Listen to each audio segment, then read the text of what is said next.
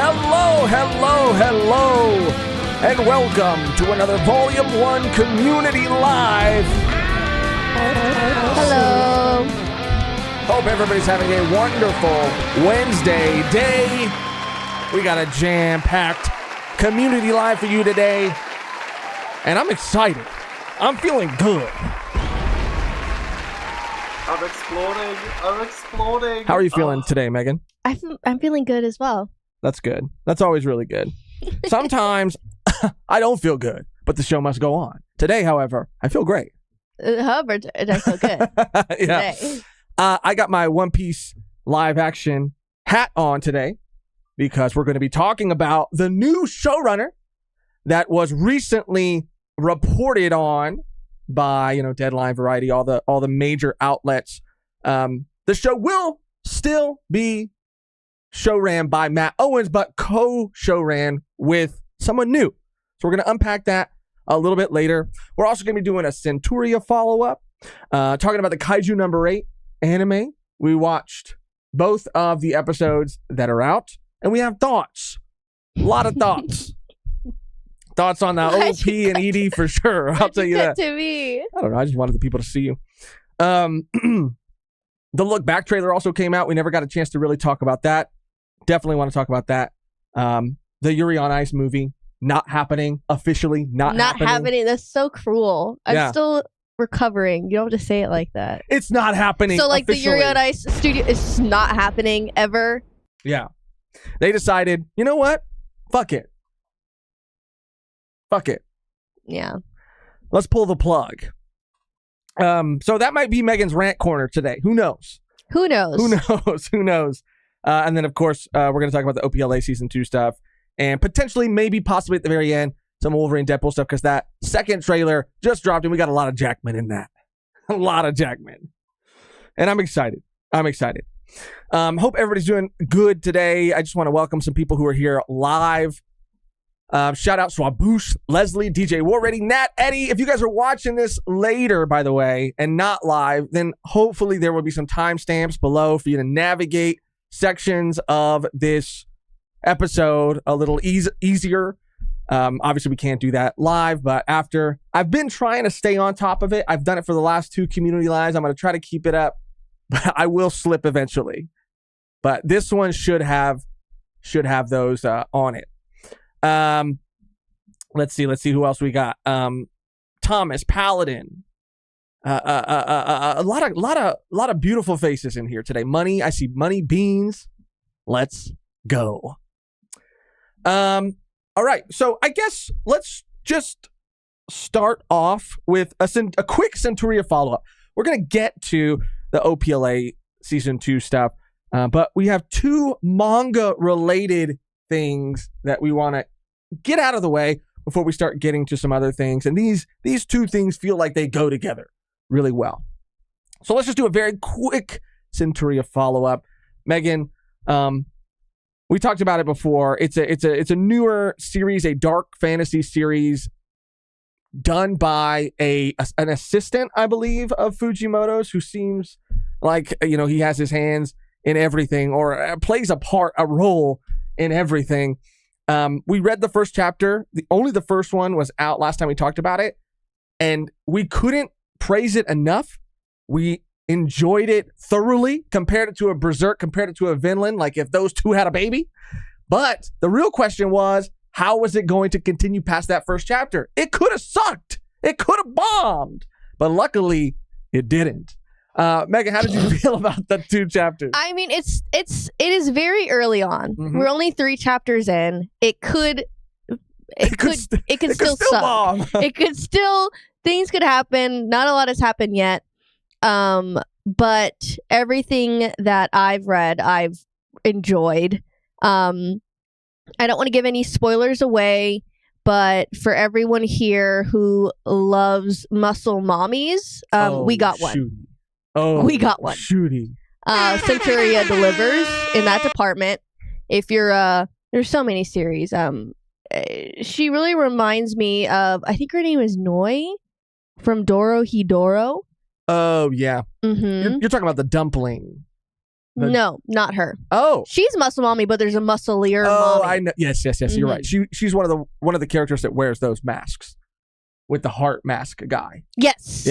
She has long gray Purple or hair. gray? Yeah, gray okay. hair. But obviously, it's a plus. But everything else in the 2 chapters was awesome. The art is still amazing. Very consistent. The character relationships are really well done. Again, I don't want to give anything away if you want to read it. We could go into spoiler territory, but I just don't know how many people have read it thus far. I don't. I just want to show a couple panels to show people some art if they haven't seen it yet. What we flashed on the screen right now, it doesn't give anything away, but I do feel like it if I would have saw that, it would have sold me on it. It does lean more into those Berserk vibes, specifically because of a lot of the creatures, or the fact that we do get to see more creatures in the second chapter. And I thought that it kind of didn't just like sustain a level of quality. To me, it really felt like it was getting better and better and better. There's only 3 chapters out right now, but we put our stamp of approval on this like big time. And so we felt like we were obligated to follow up on it to see if it was still good, if we still believed that. And it is. I mean, I just think I'm so excited about it because, again, like I talked about it a couple weeks ago, I'm in my fantasy era, and it's good, or it feels good to have like a dark fantasy manga that is Berserk-esque, like happening weekly, that's new, that's different. And I'm just having a lot of fun with it, and I really enjoy it. And I'm going to keep recommending it. And maybe we won't go so in depth with our like follow-ups in the future, but I'm going to keep my eye on it. I'm going to keep reading it because the day that I feel like that stamp is no longer deserving of my personal stamp, I'm going to let you know. Is there anything else you wanted to say about it? No. Again, I don't want to give any spoilers, so I can't really elaborate on anything else. We've kind of covered it. Yeah, I mean, you said muscle mommy. I think that's enough of a sell. That's enough of a sell. So just a quick Centuria follow-up. Again, if you haven't checked it out, check it out. Do yourself a favor. Only 3 chapters out. And speaking of manga and other manga series, we have to shout out, we have to thank a series by a person that we know personally and have worked with before. They reached out to us for us to give our thoughts on a comic book that they themselves have written. And it's a series called Maharlika, and they are behind this Community Live today. This Community Live today is brought to you by Maharlika, and it is a really fun series that we're so glad we got to read and we get to share with you guys. Again, because the people behind it, we know a little bit more personally, and it just feels good to support good people doing good things, making good things. I'm jealous, frankly. I really am. So before we dive more into like all of the other topics that we said we were going to talk about, think of this as like a bite-sized Volume 1 review of this series, Maharlika. Almost like a regular Volume 1 review. Imagine a regular Volume 1 review as like a pizza.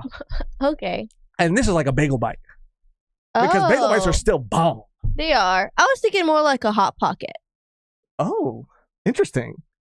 Because it's still like substantial in length, but it also satisfies. Oh. Substantial in length. Okay. Okay. Okay. Bite-sized. Maybe we should just get into this micro, mini, but jam-packed and substantial in length review of a really cool series, Maharlika, and then we'll dive into everything else that's on the agenda. We'd like to take a second to talk to you about a new sci-fi mystery series rooted in Filipino culture called 1, 2. Maharlika. Think of this segment Okay, well, it's not playing. Give us a second. Give us 1 second. Technical difficulties. My gosh. You know how it goes. Or maybe it was playing. Could you guys? I don't know if it. I'm waiting for it to. Oh, I see. It was playing. Oh, it was playing. It was playing. Oh, okay. We're so sorry, you guys. Well, I just we couldn't just hear can't it in talk. We can't talk. Yeah, I just couldn't hear it in my ears. So yeah, let's do that. Let's do that again.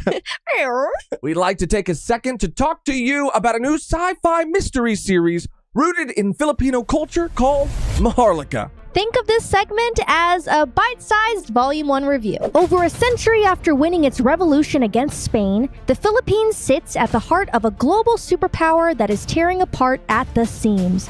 Caught in the mouth of this crumbling empire are Mal and Yuri, two childhood friends reunited by a mercenary operation and a series of strange occurrences along the Pasig River. A dog and its doppelganger, a disappeared scientist, and a mysterious briefcase all hold clues to a secret at the heart of history itself. We were sent this first volume by the author themselves, and while we've worked with them in the past and they were a kind and generous soul, it's not about being nice today. It's about giving an honest review, and we're not holding back. All right, we're gonna try to break it down. Story, art, characters, world. First, let's talk about the art. The art was so good. It was like a mixture of comic book art and manga art, and it just blended so seamlessly, and it was awesome. Yeah, the character designs were super cool. They all felt like different and distinct. I love what the tech allowed certain characters to do, by the way. One character in particular who had some really interesting goggles. And those power suits, I want one. Also, the way it's paneled was super easy to follow, like the action sequences and the fight scenes. It was a really cool panel choice of one of the characters like falling in between one panel to the next. I was like, okay. Speaking of the creative choices, there was one moment in particular, and I don't want to spoil it, but there was a creative choice that was made that blew me away. I can't give it away, but it's a small thing that does a lot for this scene, for this moment. You'll know exactly what I'm talking about when you read it for yourself. We've talked about so many times the importance of hooking a reader in the first volume, and I think that this did that very, very well. Like the central mystery, the main mystery of the first volume had me really hooked. Oh yeah, I thought it was paced perfectly. We were talking about the action earlier, and the action is great, by the way, but so are the character moments, especially the ones between Mal and Yuri. A lot of this first volume like really hinges on you being invested in their relationship, and it really worked. You really feel like they are childhood friends. You feel their closeness, but also their distance, which I think is a lot trickier to do. But yeah, if you take the volume and break it down into the first half and second half, the first half does a really good job of introducing you to the world, the characters. Two of my favorites, by the way, were Nico or Nix and Gabby. I loved them the moment I saw them. Mine were the Frenchie twins. I wish they had Frenchie twins. Of course, you could barely handle one dog, but of course, those were your favorite characters. Why didn't he keep both? Anyway, the second half of the volume is where the story really kicks into gear, and you feel that. Yes. The second half is when we see other mysteries kind of interwoven with the central mystery. There's a reveal that kind of makes you question everything that happened before it, and it is kind of like a mash between like a sci-fi, like Attack on Titan almost. Oh yeah, no, because the setting itself is kind of a mystery, or there are things that are mysterious about it. And I don't even know if we've mentioned where the story takes place. It takes place in the Republic of Maharlika. And we'll have Gabby pull up a little picture here, pull up a map so we can see exactly where that's at. But this is what also sets this series apart to me, because it's a setting or an area of the world that I feel like I don't personally see often. And even from this first volume, like you really do get the sense that this is just the tip of the iceberg. So yeah, I think it is safe to say that both me and Josh highly recommend reading and supporting Maharlika. You can read it for yourself by going to maharlika.substack.com, or if you're in the US or Canada, you can pick up a physical copy by going to hottropics.com. And can I just say real quick too, that the physical copy is not just beautiful, but it is quality. It's got a nice thick paperback cover with glossy characters and titles that pop against the matte background. I'm a sucker for a quality physical copy, and this definitely is one. If I had to rate this smell, I gotta be honest, it's good. It's really good. I can't go full 10 on it though. Oh, it's 8.5, maybe 9. So again, check out Maharlika for yourself, a fun sci-fi mystery rooted in Filipino culture. Them Frenchies, though. And there it is. So check out Maharlika, guys. There was a link that Megan posted in the chat for you to be able to read it for yourself. I'm reposting it now. Hot Tropics to get a physical copy if you're in the US and Canada. Like I said, these are good people who made a really good thing, a really cool thing, and we encourage you to support them. And we're just so happy that we can share that with you. Yeah. And fortunate to be a part of it. Maharlika, let's fucking go. Let's go. Oh, what is that? Something got unplugged and then plugged up again. It was a hard drive. Sick. All right. Now we're here to deliver on the thumbnail and title of today's Community Live. Yes, there is a new showrunner for One Piece's live-action adaptation, Season 2. Big changes and a possible, I wouldn't even say possible, a release date, but more of a window than an actual, date. Let's talk about the showrunner first, though. I want to put everybody at ease and let you know that, of course, Matt Owens is still showrunner of this adaptation.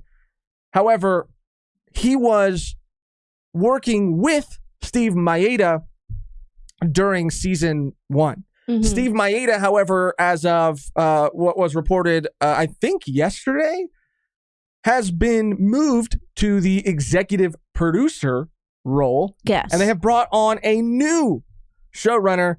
To showrun alongside Matt Owens. Yes. Matt Owens ain't going nowhere. Yes. Okay? Matt Owens is here to stay, and honestly, thank God. That would be, I think, the nail in the coffin for the show. If Matt ever left, I mean, it would mean not a very good thing. It would mean something very bad.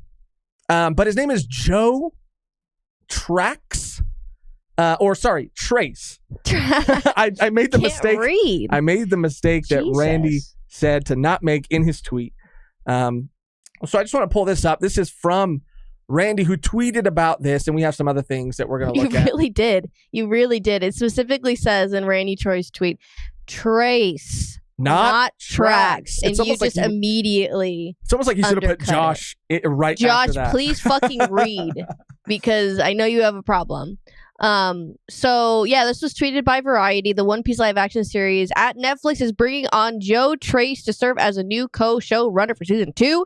Trace will helm the popular series based on I can never fucking say it. Ichiro Oda manga of the same name, alongside season 1 showrunner, writer, and executive producer. Right. We're going to get more into the article and everything as we start to unpack it more, but I want to kind of do my best to explain how I understand show running and what it means to be a showrunner versus producer, executive producer, so on and so forth, right? Because I was pretty confident that I knew exactly what it meant and what the differences were, but I wanted to look into it today to make sure, and there were some things that I learned that I didn't know before. So I just want to kind of share what I learned, and maybe you know, maybe you don't know, but here are the differences. So just in case you don't know, a showrunner is just essentially the boss of the writers, but they don't just they don't just have a hand in the writing side of things. However, in the writer's room, if there are disagreements, they have the final say. They are in charge of plotting the course of a season, arcs, moments, the overall sort of like direction that a season is going to go.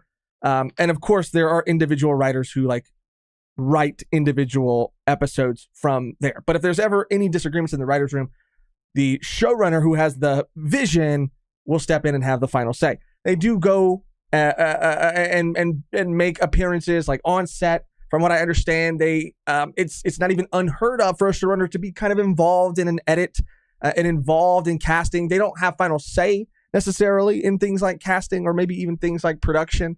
But it's not uncommon for them to be a part of those things. And a producer, specifically an executive producer. So a regular producer would be on set producing things, making things happen. And an executive producer is someone who's more on the business side of it, who's securing the finances of the overall production and, making contracts, distribution, marketing, things like that. So not really involved in the story aspect of it, just more involved in the distribution and the funding and the money side of it, if anything. So Steve Maeda, who was co-showrunner with Matt Owens on season 1, has been moved to the executive producer role. And Joe Trace has been brought in to fill Steve Maeda's shoes. So now it'll be Matt and Joe. Here we are again. Just wanted to clear that up. I pulled up some stuff that Joe had worked on previously because I didn't know much about him or his work. And I wanted to see if I could get a sense for what this means for the show. And again, just to go back to Randy, who tweeted this a couple days ago and who I think we all trust. He says the show is in great hands, and I don't think he would say that if it wasn't true. I think that overall, this is a very positive thing. I think this is a very good thing, and I think this is going to mean good things for the second season. So let's look at what else this man has had his hands in. So I have the Variety article and I think the Deadline article, but I think Variety goes more into it. This was a statement, by the way, from Trace himself, who says, I've been lucky to work on big adaptations of several beloved series, and they don't come bigger or more beloved than One Piece. I'm a huge fan of Oda-san's incredible imagination, and I was blown away by what the live-action team created in season 1, so it's a dream and a joy to come aboard the Going Merry as it enters the Grand Line for an even more giant season 2. I see what he did there. So he's worked on series, some of which I'm familiar with, some of which I'm not. Series like Dash and Lily, an adaptation of, I think, a YA book series for Netflix, a series of Unfortunate Events, the Netflix series, and Percy Jackson and the Olympians, which is, I think, the Disney Plus version of the show. I have you seen any of these shows? No. Megan? No. I was a big series of Unfortunate Events fan. Loved the books. Saw the movie. Did not like the movie. But I heard that the show was really good and a lot better. And I pulled up, because I haven't seen Percy Jackson either, and I haven't seen the other YA series that he adapted for Netflix. So I thought the best way to kind of get the best idea for like his track record is to just see how fans received these adaptations, these things that he worked on. So I pulled up IMDb and Rotten Tomatoes, take those with a grain of salt. But just to get a general consensus, just a general overview of what people said. So it looks like from this series, Dash and Lily, critics gave it 100%. That's fucking crazy, dude. Audience gave it 71, and you know, you got to go with the audience. Anytime you look at Rotten Tomatoes, you got to go with the audience because critics just be yapping sometimes. Just kidding. Just kidding. Wow. So that's pretty good. If you come over to IMDb, 7.5 out of 10. Not bad. Moving on to Percy Jackson and the Olympians, which I heard good things about this too. Critics gave it a 92%. Audience, 80%. This is a fandom that has also been hurt by movie adaptations. That's true. And Nolan, your cousin who's been on the show before, huge Percy Jackson fan. More so than a Harry Potter fan, because I think that's, you know, more his era, Percy Jackson. Yes. But, I mean, from what he, being a really big fan of the books, from what he saw of the show, he said he really enjoyed it too. So, I mean, knowing that he's had his hand in adaptations like this and succeeded is a good sign. Mm-hmm. Well, I do like that he's worked on like a series of unfortunate events in Percy Jackson because they are more fantastical series. Mm-hmm. They are more exaggerated. They are based in like kind of a mix between reality and not. So this is a good example of like a track record that would really benefit to like being a part of the One Piece live action. I think that's a really good point, Megan, because in those two cases specifically, they do have, especially a series of unfortunate events, like you said, they have like a more wacky tone to them. And well, it's like set in reality, but like non-realistic things happen within the world and are like a given to the world that are just, this is how it is. And no one really bats an eye at the wackiness and weirdness, which is like One Piece, like, you know, things are crazy and things are weird to us, but it is a fantastical world where these things are possible. Mm-hmm. Yeah. Yeah. And I think this is another great sign that he understands that, because I can only imagine, because I have no actual experience in this department at all, but I can only imagine that this would be the hardest thing to capture. Something that feels like it could be a reality, but is also at the same time doing things that could never happen or be possible in reality. Yeah, that's why it's so important to like have good showrunners on the show, because you're trying to achieve like exactly that. Like you're trying to make this seem as real as possible, but working with like, you know, the writers and the dialogue and even like certain specific arcs, like making sure that everything makes sense for the world. And again, you have a really good example of what it already should be, which is like manga and anime, and then just like translating that into the actual show. And he is, you know, I'm not sure how much of a One Piece fan he is. I'm sure obviously before going into this project he did his research and wanted to be a part of it. It is interesting, and I do like the dynamic of like having a diehard fan versus someone who's kind of new into it, because they can bring things to the show from different like points of view to each other, and also like to the writers and everything. Yeah, for sure. So I think that that's really cool, and could definitely benefit the show. Yeah, I like that a lot too. I think that oftentimes, like, when it comes to like movies and stuff, a lot of my favorite like directors are duos. You know, I look at the Safdie brothers, or I look at even the Russo brothers. I forget the name of the siblings that do the Matrix, but I mean, it's really, I think, cool to have, like you said, someone to bounce off of, someone. It's like a checks and balance, like someone to kind of rein you in or to hype you up. You know, I think because sometimes when you do something creative by yourself and you're the sole vision of that thing, or, you know, your vision and your voice, it all lives in one head, in your mind. You can kind of get lost in that sometimes. But to have someone else to kind of like bounce off of, I think is like extremely beneficial. Mm-hmm. I agree. And this is a quote from Matt, by the way, too, in the same article. So here's what Matt has to say about it. He said, Joe has brought a wealth of enthusiasm and experience into our second season that will help take One Piece to new heights. Owen said, we're incredibly lucky to have him as a co-captain of this ship. The best crew on the seas grows larger. Let's fucking go, dude. He kind of looks like an actor. Like an actor from, I forget. It's like a Reno 911 actor or something. A comedy actor. I don't know. He looks like an actor that I've seen before. But yeah, I mean, overall, I think this is really exciting news. Exciting news.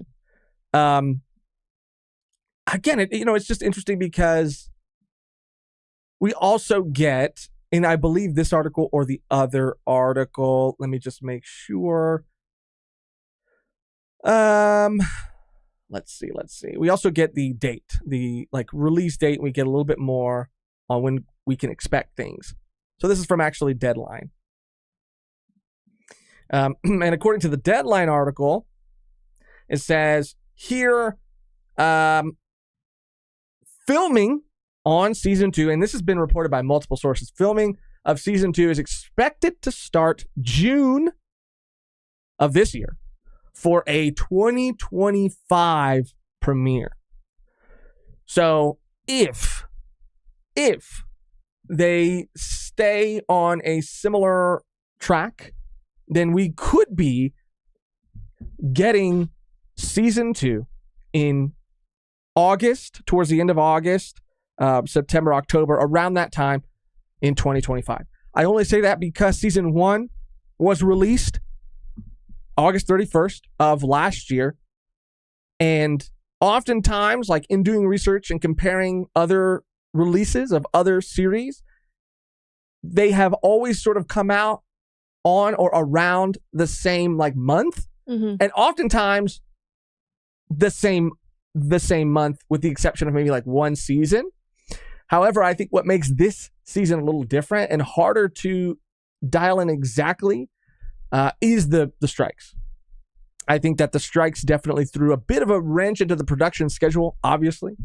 But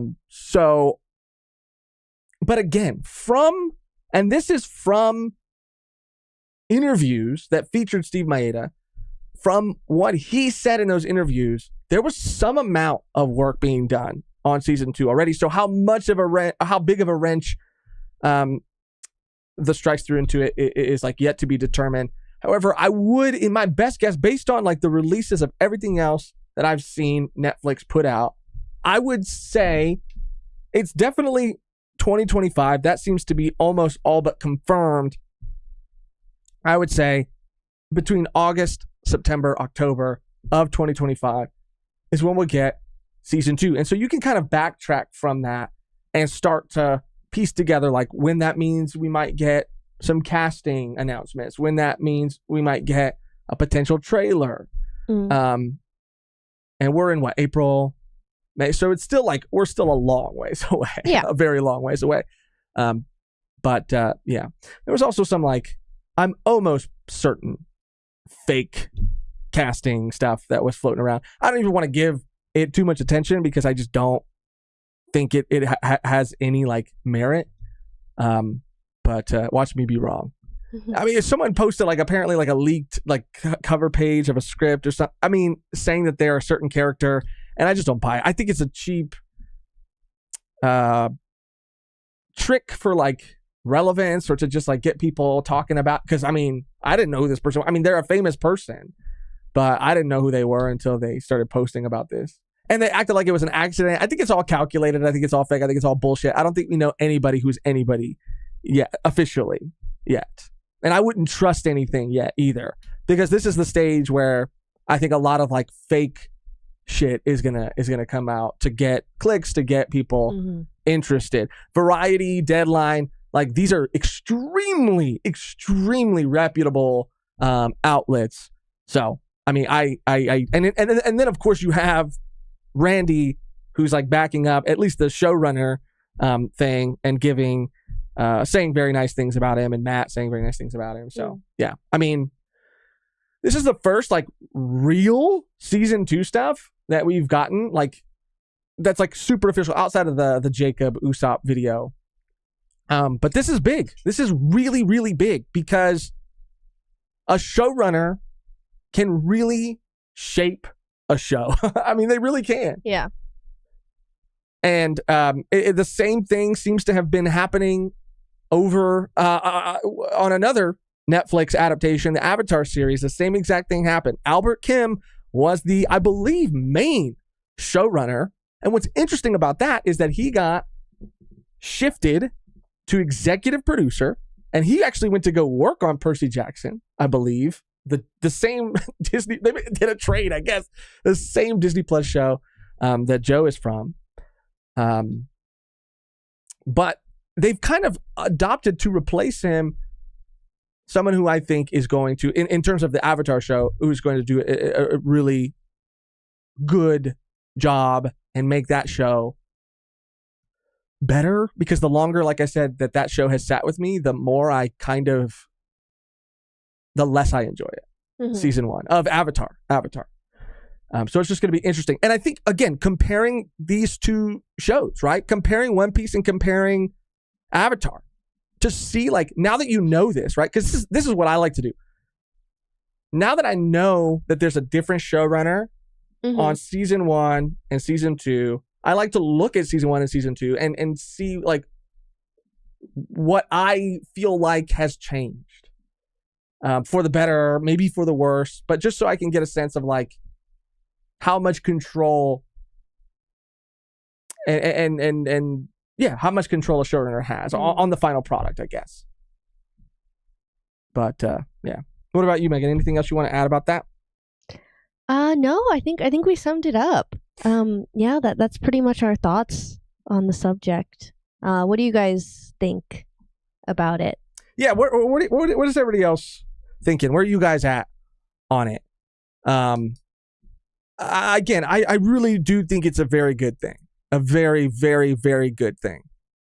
And this only gives me more faith, again, mostly because, you know, to me, I'm not trying to take away from anybody who works their asses off on that show, because everybody on that team is responsible for the success of the show. Mm-hmm.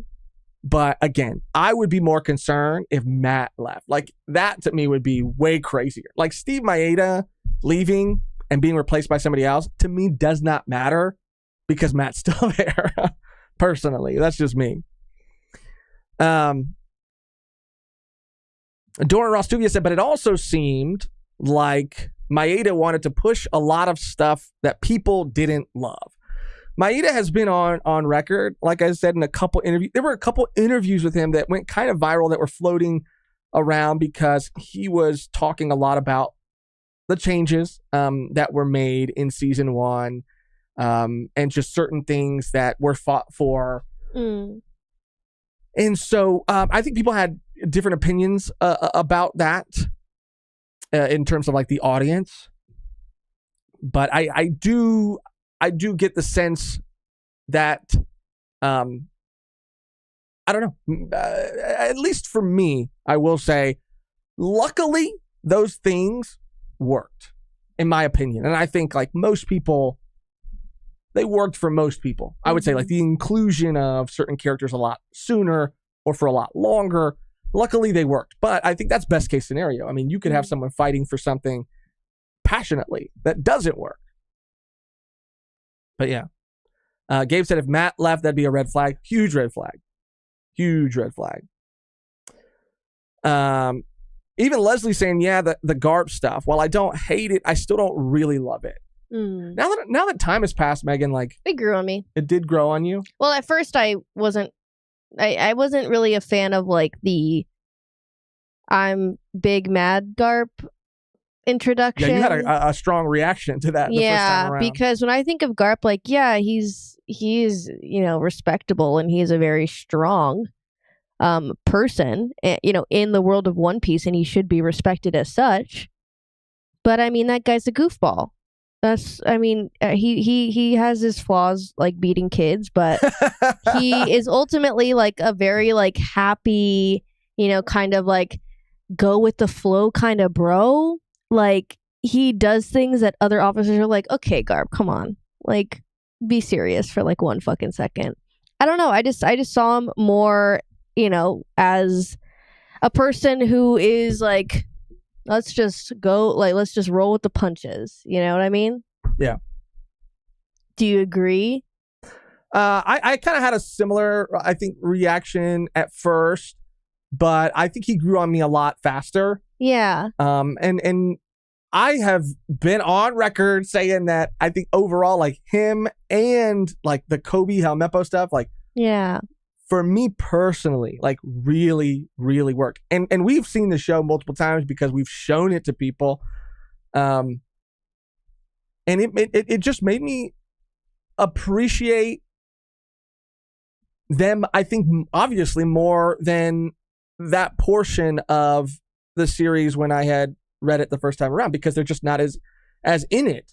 And so when I had watched the live action and then went back to reading the manga, it just kind of like happened, I think coincidentally, where like certain things in the manga were overlapping, because we got to a lot of stuff, and I'm going to keep this kind of spoiler free just in case you're not caught up on the manga, but certain characters were involved, heavily involved, at that point in the manga. So the show was coming out around the same time, and it just like all kind of worked together, very luckily for me to really like enjoy that addition or change that they made in the live action. And just, yeah, overall.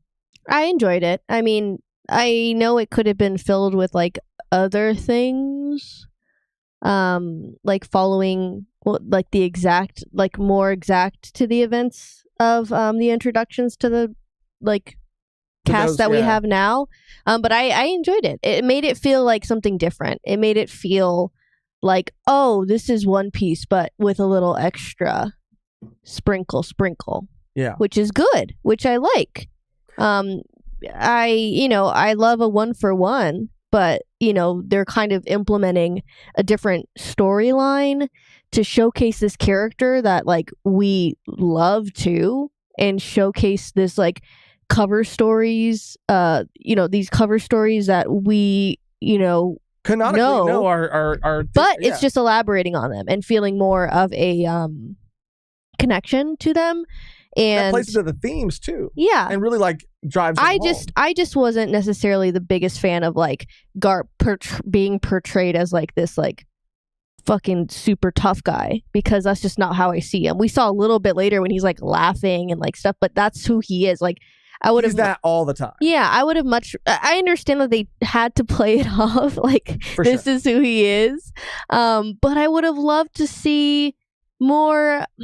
I think you're saying like, because he represented the Navy, like he represented them, like he, there was like crooked ones. We saw like the officers and other people, but he represented and had to represent them in a way that made them seem super legit.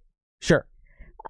Because when you realize that he is who he is, you're like, oh, that's how they run shit? Like, oh, okay. Yeah. But you know what I mean? I get that. He needed to be legit for that first half.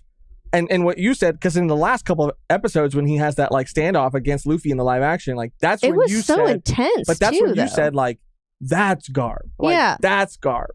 I mean, he just laughed once and I was like, that's Garp. I was just trying to cope in anything I could get, honestly. Because even at the end when he's like fighting with Luffy, like, I just don't... That's just not... I don't know. I think I get it. That's the only thing. That's the only thing. Like, I get it. I came around a little bit sooner, and I think I liked it a little bit more. Yeah. But I still understand it, and you're completely valid in that. Yeah. 100%. But anyway, my only thing about the OPLA adaptation is such a small, teeny, tiny thing, but it was just that I don't feel like the Baratie got enough time. That's it. Like I feel like you said that out of everything, because like Syrup Village, it was cut. Or like every like orange, like everything. Yeah, but I think that we needed. I felt like was cut like well. But I mean, we're sacrificing Baratie shit for like Nami's backstory. Like, yeah, I'll take that. Oh yeah, no, yeah. It is. What it is. Yeah, I understand that. It's a necessary evil. Sure. And it would have been like what? Maybe 2 added scenes. Like, sure, it's really not that crazy in the grand scope of things. And I think they got their message. No, that's a nitpick. I mean, the show is still Yeah. incredible. I mean, but if I had to say, Say what? there was one little thing about the show that I wish could be a little bit different, it would have been just giving a little bit more time. Yeah.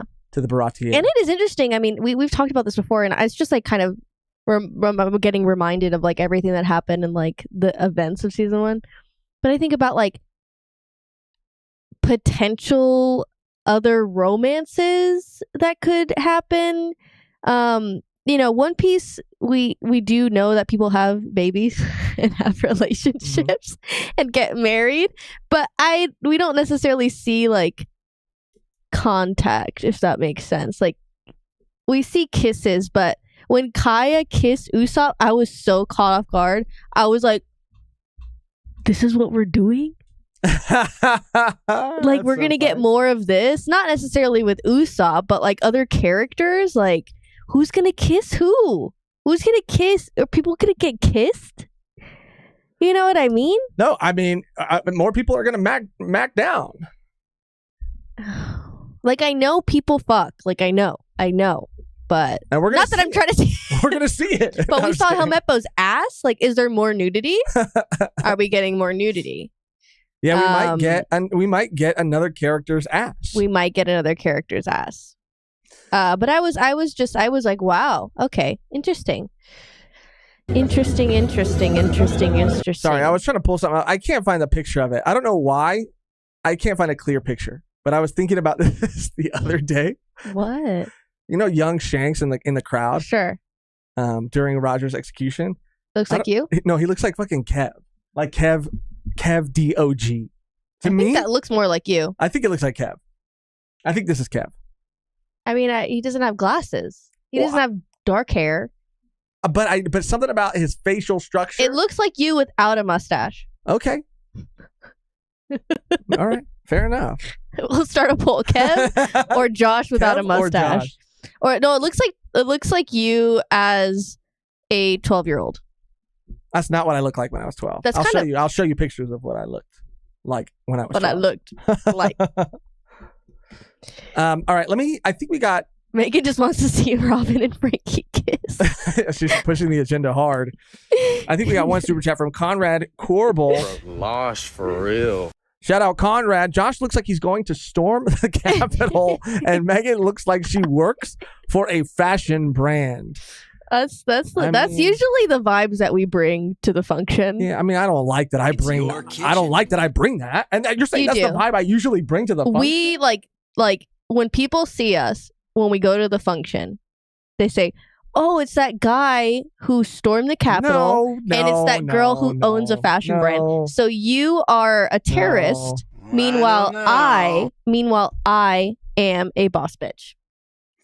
I mean, you can be a boss bitch, but let me be a fucking, I don't know. Let me be anything else. Let me be literally anything else. Damn. But shout out Conrad. Kyle and Big Mom's 6-minute sex scene in season 10.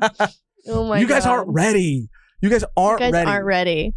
It's gonna be real, dude. We're gonna get to see we're gonna get to see babies get made. Yeah. All of Big Mom's kids be made. Oh, it's gonna be like a full episode in the same fashion of like Poor Things. Well, it's gonna be like but it's gonna be like Poor Things, but it's Big Mom. More of a montage though. No, it's like Poor Things. Right. There's a montage of like fucking. But not a whole episode. No, it'll be a whole episode an hour long because she has a lot of kids. Right. We have to see all of them. Alejandro Solis with the dono. Thank you. Will Nom's, I'm assuming Nami's happiness punch happen? I think so. I'm gonna. You want to take a bet? You want to? I'll put. Let's make it. Okay. Your super chat was $2. I'll bet you $2. I'll bet you $2. That would be insane. It'll happen, and it'll be named. No. Do you know what that is? Poor Things was good, said Thomas Fisher. I'm trying to get Megan's rant. Poor Things started a little earlier. Oh, we could talk. I don't know if we talked. I think we talked about Poor Things already. We did. Yeah, we did. I think. Look, Poor Things was just to recap really briefly. I thought it was cool for a lot of reasons. I thought it was really cool for a lot of reasons. But I think like Megan, also said it's just certain things went on a little too long. The third act was just a little too much of one thing. That's true. I also want to see more. I also want to get back to the happiness punch. You know what that is? Yeah, I do. Conrad Corbel. Conrad Corbel with another super chat. Josh looks like he works for Bass Pro Shop. See, thank you. Oh, okay. That's and owns a Confederate flag. I'll take. He added that. You'll take that? No. The Bass Pro Shop. I didn't even. No. I'm not. I'm. It's there though. Omitting the Confederate flag part. And owns a. Let's just say, a One Piece flag. You can't. Megan looks like she is a superhero's secret identity. Okay. I'm trying to think. Who? Bro, okay. Now we can get back to the happiness punch. So you think this is going to happen? Yes. Yeah, I'm looking at it right now. You think this is going to be shown? Yes. It's gonna happen. I'm just kidding. Let me just have a little fun. Damn. Everyone's like, do you know what it is? You can't just ignore that part of the sentence. Can't believe it, Josh.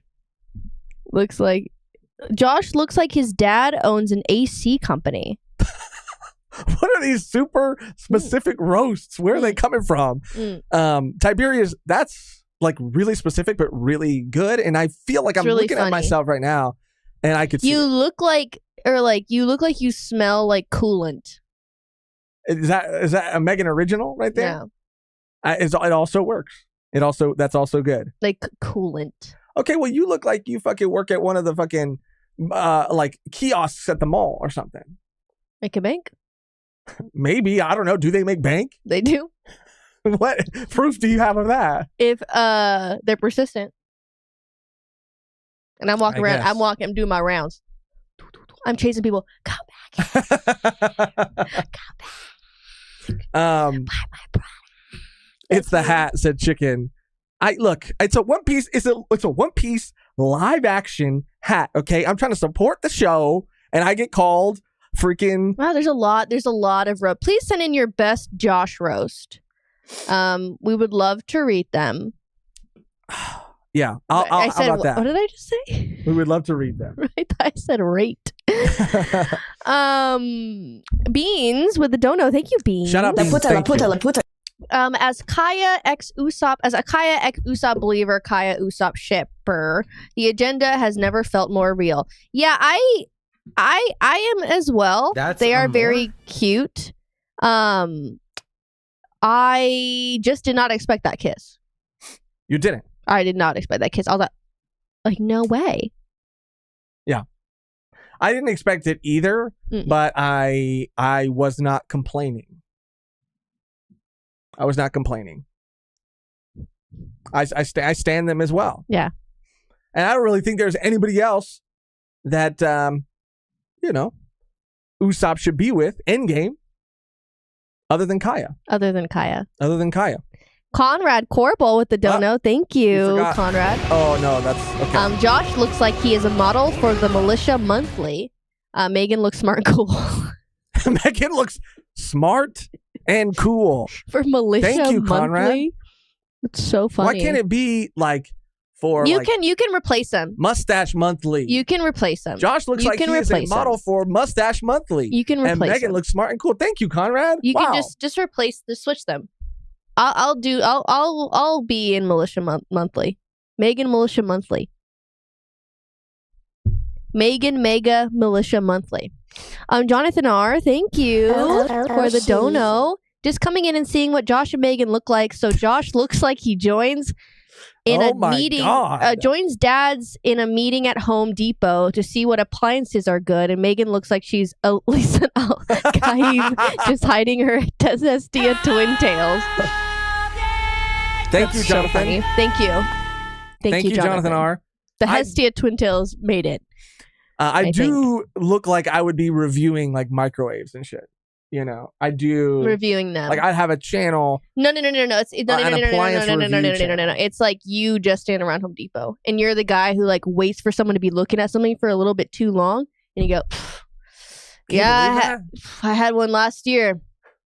This is a good model. This is a good, and they not ask you for your advice. You do not work there. People even get confused because they're like, "Did anyone help you out today?" And they're like, "Oh yeah." Oh, they're like that man. guy. Yeah, that guy with the mustache. And then they go, me. "Oh God." He's here again. I don't know about that reaction. I was gonna go and with like a the little woman cooler starts like reaction. crying and like hyperventilating. Whoa, and then, that's sinister. it's not. They just don't like you. They're scared of you. But I haven't done anything for them to be scared of me. No, because you appear and disappear because I think that they've come to the realization that you are actually living in the Home Depot. So you can pop up at any time and you climb up on like you're like climbing up on the like things and you're like climbing up to get to like live and you have, like kind of like Malignant. Yeah. Oh my like kind of like God. Malignant.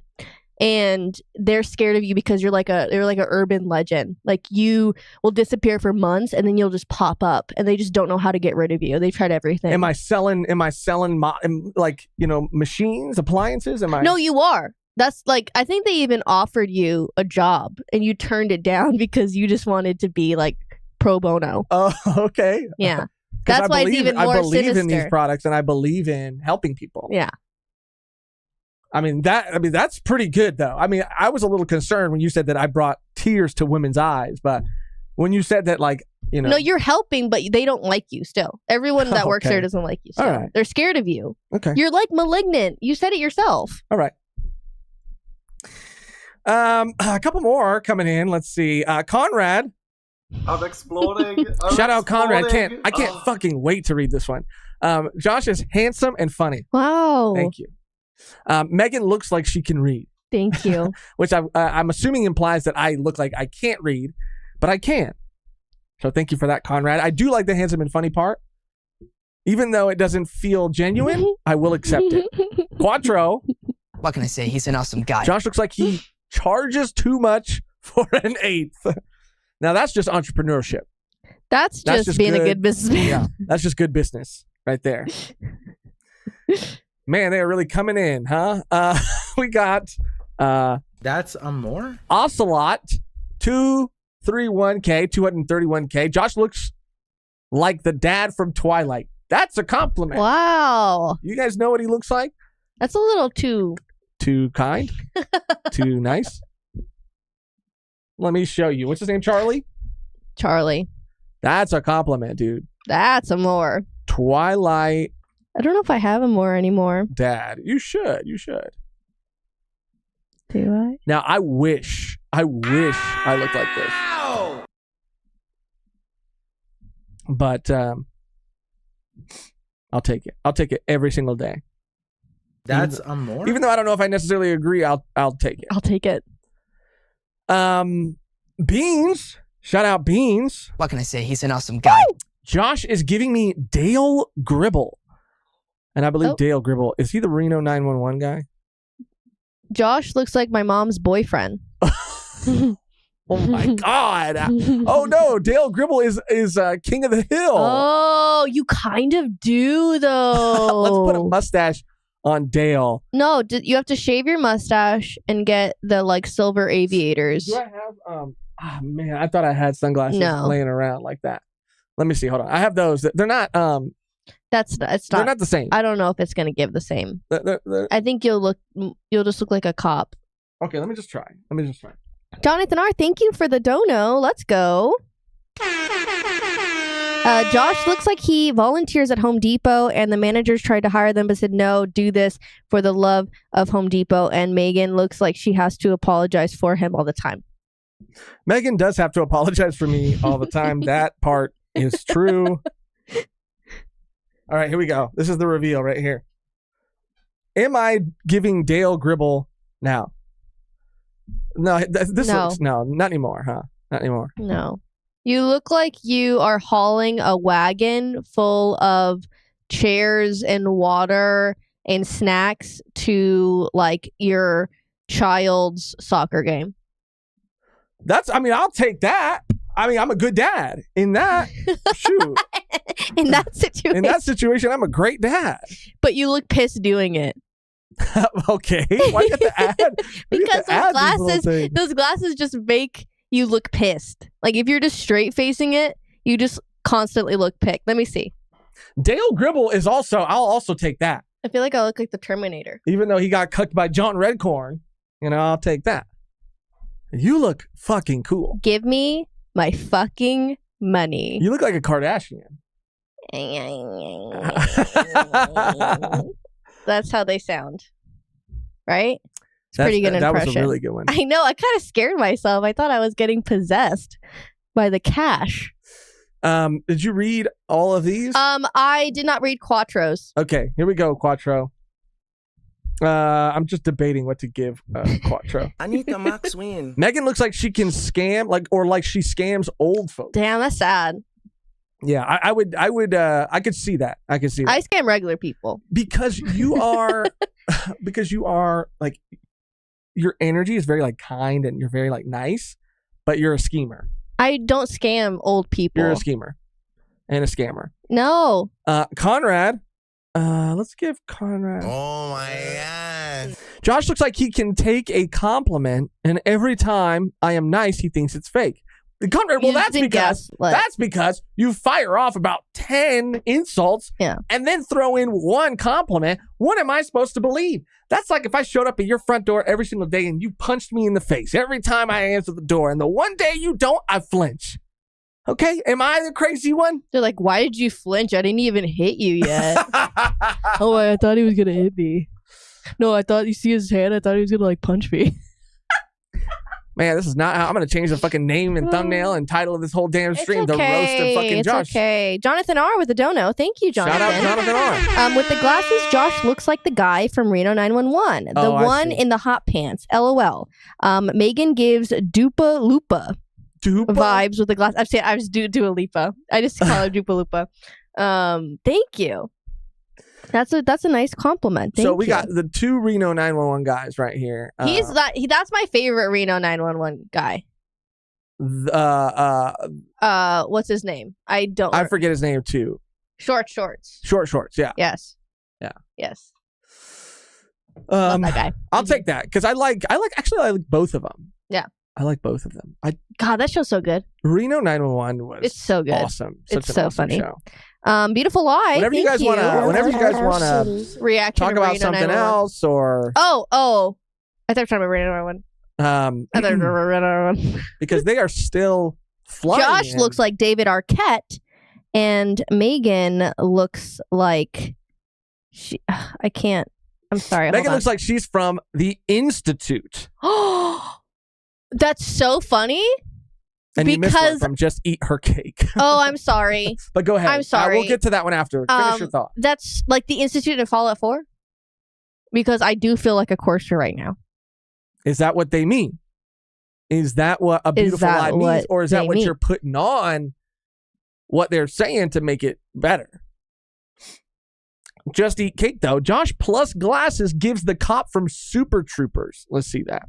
Let's see that. Pull that up. Let's see that. Producer, can you pull that up? Yeah, I'll pull that up right now. This looks very similar to Reno 911. It is a it's a similar comedy about cops. Is it Canadian? I don't know, actually. You know what? Super Troopers, I never watched it. Never watched it either. Are you saying that I look like one of these men here? Sorry, excuse me. Oh my Bless God. You. Because again, you look, I mean, anytime you put sunglasses and you got a mustache, that's who you'll always look like. I mean, these are compliments, though. I hope. Yeah. Right? Sure. Right? Or do I look like this guy right here? I mean, kind of similar. They all have mustaches, so. I did get a lot, when I first grew my mustache out, by the way, I did get a lot of people saying I look like a cop. And this is 100% true. That's true. This is not. That's true. This is not a joke. No. But I haven't had a vape in a while. But when I first grew my mustache out, it was around the time that vapes in our area, flavored vapes, became illegal. However, certain places were still selling them. A lot of places still. A lot of sell places them. were still selling, but they would have them not behind the counter, but they'd have them in the back, and you'd have to come Maybe in in the back type shit. Meet me in the back type shit. You'd have to come in and prove that you were a customer before in order to get a vape. Just a nicotine vape, you know? And before I grew the mustache out, I had gone, no problem. No problemo. However, I grow the mustache out, I show up, they almost don't sell to me. They start acting real weird. Have to go get someone else from the back to come, like, make sure that I was a customer. Can you believe that? I think they thought I was an actual cop, an actual undercover cop that was going to bust them. I mean, look at all the cop media that we've seen thus far. All of them have mustaches. All of them do have mustaches. All of them have mustaches. And let me go back to a Beautiful Lies really quick. David Arquette, another compliment. Now, see, a lot of people have said in the past, and I'm not giving this to myself. I'm just telling you what other people have said. Other people have said Christian Bale. That's not me. That's other people. But David Arquette, on the other hand, that is interesting. That is interesting. I think this is how I'm going to look like when I'm old, right here. So that's how you look now. Oh my God, I fucking set you up. I mean, if I look like this next year, when I'm the same age as David Arquette. He has a beard though, usually. Well, shit. I mean, I'll try growing it out. By pure willpower. Yeah. You're just sitting in a room, like fucking like pushing. Yeah, pushing. Yeah. Pushing the hair out. Pushing the hair out. It just sounds, I was picturing something else. Paladin Berserker Jedi. Oh my Thank you. God. The cover stories used to be opening and end credit scenes and not be season episode storyline scenes that take away chill downtime from our MCs. So I think what Paladin is saying here is back to the GARP situation. Yes, that they need to be post-credit scenes. They need to be things that are in addition to episodes, not things that take up episodes because they take away from the main characters. I get it. I think that we got lucky this time, in my opinion, but I don't know if they were to do something like that again. Now, I fully, of course, believe in this team. Yes. And I don't think they're going to do anything that would result in like the show not being good. But in the hands of other people, I don't know how many times you can do that and it work. Like, I just think that they got incredibly lucky because of the talent there to make those things work. You know, Quattro. That's a more. Shout out Quattro. Josh's jokers are tired of the abuse Josh takes from Megan every day. My guy is traumatized. Thank you, dude. No. It's time to stand up and take back our confidence, our worth. You is not determined by Megan. I do not abuse you. Ow. It's literally the other way around. Okay, whatever, dude. It's literally reverse it. Scratch that or reverse it. Okay, Timothy. Some Wonka shit. Yeah, whatever. Okay? And y'all are roasting him more than I have ever roasted him in my entire life in these comment section in this live chat. So chat, why don't you, if you're a Josh Joker, why don't you look? Oh, fuck. Look. In the mirror? Mm. And guess what you'll see? Me looking back at you. Oh, wow. Hello, friend. You got this. Everything's going to be okay. You deserve the world. That's what you'll see. That's what you'll hear. That's nice. Yeah. Yeah. Anyway. If I was in the mirror, I'd just be like this. Oh, damn. Speaking of our looks, I guess, and just like very, very flattering depictions of the two of us, Beans, shout out Beans, who is an incredibly talented artist that we've worked with in the past. We love Beans. We support Beans. We stand Beans. Beans cooked up a little something that I think captures our beauty in a way that few people can. Here is what he has cooked up, one of his more recent Volume 1 pieces And I'm flattered. Well, this was actually based off of another fan-made Volume 1 meme. I do want to pull that up too. We could go through that page because I don't remember the last time we've done one on the Community Live. We can just see what's going on in there. I'm so down. I think we're in that. Like, that's the spirit of what we're doing right now. Well, just right now. We have some other things to talk about, but if you guys want to stick around. Hit me with another super chat while we do that. While I get this pulled up. Hit me again. Because you're right. In order for you to get the full context of the Beans artwork, you got to see the meme. This one comes from Conrad Corbel. Thank you, Shout out Conrad. We'll see how this one goes. Josh, I never insulted you. I'm always so nice. You know I love you. You are a sweet and smart and handsome and cool. You just can't read. And I don't. You're just speaking factually, and people kind of get sometimes offended when you speak factually. Oh. Conrad, look, I think I've been pulled in every direction. It feels like, and this all goes back to I think that we had something set up, a rendezvous, one of implied romance, I believe, and I think ever since then, we were both, I think, a little scorned by everything, and I haven't known what's up and what's down, and what's a compliment and what's a roast, but I'm willing to accept that what you're saying right now is fact and true. I'm willing to hear it and accept it until proven otherwise. And I'm sorry. Thank you. Thank you. Since we're, I guess, on the topic, let me show this thing real quick, and then I'll scroll up a little bit, and we can show. Oh God, there are some things in here. Is it right here? Yes, okay, that's so it. Where's it's right there. It's up. It's this that one. Yes. Okay. I don't know. I might have to mute it, right? Because there's the themes that are played. Yeah, the themes. So hold on. You could just mute it. So this was posted in the meme section of our Discord, the Volume 1 meme section of our Discord. This is from Kiwi. We love Kiwi. Shout out Kiwi. This is what Kiwi cooked up right here. And there's music to it that we can't play.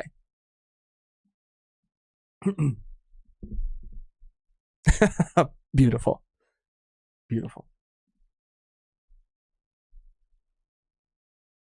That's my favorite, though. Oh, it's so good. That's the best one. So these are the screenshots that those beautiful faces were taken from, which gives Beans the inspiration to cook this up. Right here. Beautiful. It's actually perfection. I've never seen something more perfect in my life. No. I haven't seen a lot of these, so I do want to just see a couple. We'll start here, and then we'll get back on track. Yeah. This is from Beans. Josh explaining to the entire V1 community why Dune is the single greatest piece of media he's ever consumed. This is a One Piece stream. Okay. I did do literally that. you. I did do that. It's literally you any chance you get with any stream that Don't get me started again then. Because it's don't get me started again yet. It's so good. Like, genuinely, it's so good. It's one of the best adaptations. Okay, you just said don't get started again. Here you go. There you go again. All right, moving on. Thank you, Beans. Thank you for that. This is what I'm talking about. Yeah, this is what I'm talking about. This is what we like to see. This is what Beans is capable of. Yeah, and I think that Beans takes our inappropriate comments. Mm-hmm. And brings them to life. Oh, yes. And this is what Volume 1 is all about. He's done that on more than one occasion. And I mean, Luffy doesn't even look. He looks ready. Yeah. Like, he looks like he's excited. Yeah. On this couch. And if you don't know the original image that this is in reference to, you do, by the way. You do. You've seen it. You've seen it on the internet. But yeah, it's a great photo. He looks ready to go. Ready to go. Love that. Tiberius V1 Clues starring Josh Michaels. Here we go. Oh wow, it's our theme. Yeah. Oh my God. Why do dogs are bad? Okay. Okay. Now that I was like a when little too Blue. good. I like when Blue attacked you there. I like that part. I'm not gonna lie, I kind of did too. Yeah. However, this is an ongoing joke based in no truth, in zero truth. This was Okay. something that was clipped out of context, and It's been played over and over again, though. Like, it's like, well, what context do you say that though? Dogs are bad. Like, it's a general statement. No, you could say a lot of things out of context. But when you add bad, imagine someone saying dogs are bad, and then you just clip up the dogs are bad. But so exactly what you're meant to say. No. But in the actual sentence, I could have said, I don't remember exactly what I said, but I could have said, imagine someone saying dogs are bad, and then you just clip. The infliction that you just did? Well, let's look at the inflection again. It was a statement. It was not. It was not a statement. It was an actual statement. No, dogs are bad. It was dogs are bad. Okay, well, it's still out of context, and I don't know why this is the thing of nightmares. This is the Babadook. This is freaking Freddy Krueger himself in a purple sweater. Yeah, your head is huge. I don't know why this terrifies Your head is me. huge. I do appreciate the volume on purple sweater, and it's just I don't know. I don't. The know. neck. I don't like it. It's funny though. The fingers are funny pointing. My greatest crime. Oh yeah, this was in the Randy video because we don't have a bounty, and we were talking about it. No, not a bounty. We are not the members of the D clan. No, yeah, that's what it is. My bad. Yeah, one sec. We have a bounty. No, we're not part of the D clan. Apparently, and mine is higher than yours. Yeah, I know. Okay. I don't know why. But mine's cooler because mine's 69. Because I have Tony. I think that's why. Like he comes with, so he's like added to. Sure, you're like Weevil and Stussy. Yeah. All right, this is from Frozen. Now, I every time Frozen puts Frozen is my biggest hater. Well, that makes me and him as Friends. tight as two people can be. I love Frozen. Frozen and I mean is hater. a savant. Yeah, I mean hater in the sense that he fucking hates you. Yeah. But Frozen puts together not just memes but masterpieces. However, I do get a little frightened every time I see a new installment because of the quality.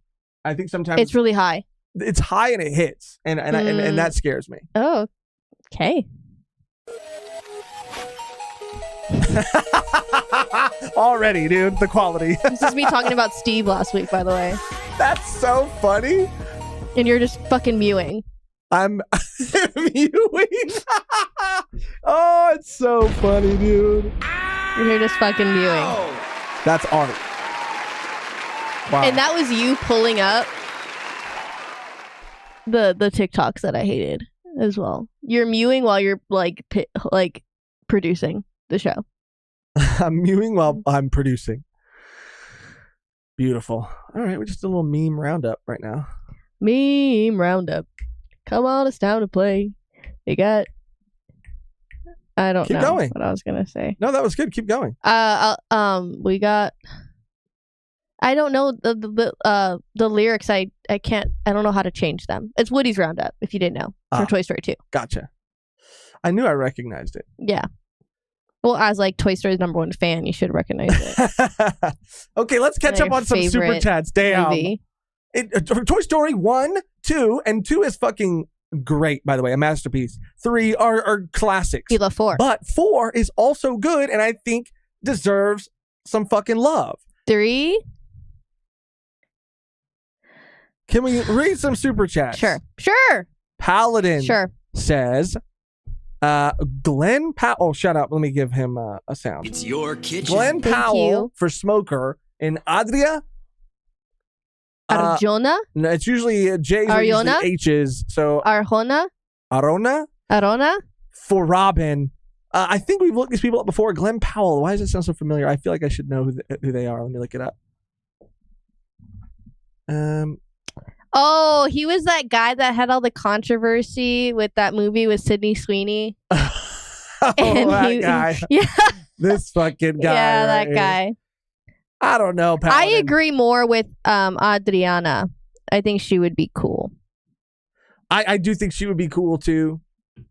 Mm-hmm. I'm not saying this fool could be Cavendish, if anything. I look at him, I see Cavendish. I don't know about Smoker. He just doesn't look. I mean, he looks. I see in the one picture he is pulling up that shirt, giving us a little peek. He is good. It's like a little like eater. I see it. You know, it's a little like I see it. Like he could be using a towel to wipe himself down. He got a little like I respect sauce on his shirt. He goes, "Oh, so sorry, I got a little sauce on my shirt. Let me just take it off." Let me take it off. The whole picture is sauce. The whole picture. I know there's like a plane in the background. What is that? Yeah, it's a really actually crazy picture. What is that? But I could see him as a Cavendish. Look at that coconut head. Look, what is that? Who is that? I hate that fool. I hate that fool. Look at that. Who is that? I hate that. That's a great song. Yeah. That's really like, it just fits so well. And I could just play it for everything. You should use it more often. Well, I hate a lot. So that's like a perfect, like, I could just use it anytime I'm hating on anything, which is a lot. Like a lot. Yeah. You could pull up a photo of anyone else. Yeah. I got another comparison, so I'm looking this up before I read it. Okay. So this is from Ocelot 231K. Shout out. Good smell. Josh with glasses is one of the SNL Da Bears guys. Da Bears. So these are Da Bears guys. Da Bears. And they're portrayed by who again? It's I see Steve. I see Jason Sudeikis in there. Oh, that looks I'm like. pretty sure, right? It's definitely Mike Myers in the orange. I feel like. And yes. Mike Myers. I can't place. Oh, that's oh my God. John Candy? Yeah, no. That's way too. No. He's given John Candy. Why am I like spacing on his name? Chris Farley? Yeah, yes. Oh, Chris Farley's all the way on the right. Yes. Who's in the middle then? Yeah, who's in the middle? That's not Jason Sudeikis. That can't be him. I don't know who that is. I don't either. I don't know. And I don't know how to feel about this comparison. It's just a mustache and glasses. I know, but they also have a vibe, and I just want to know if it's a good vibe or a bad vibe. Conrad. Shout out Conrad. Josh ghosted me. Like the comment if you are mad that he ghosted me.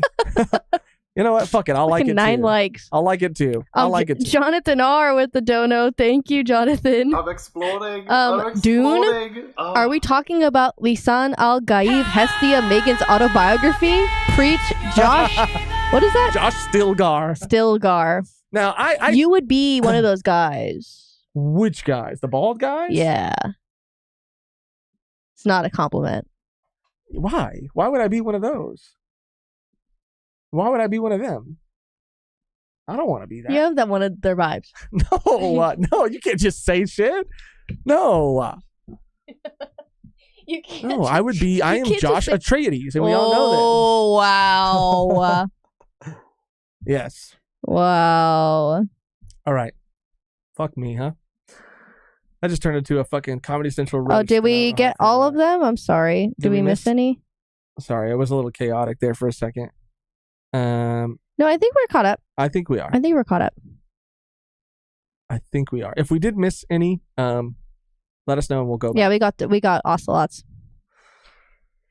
Wow. I need a second just to recover. I know. It's okay. It's okay. I think a lot of those were.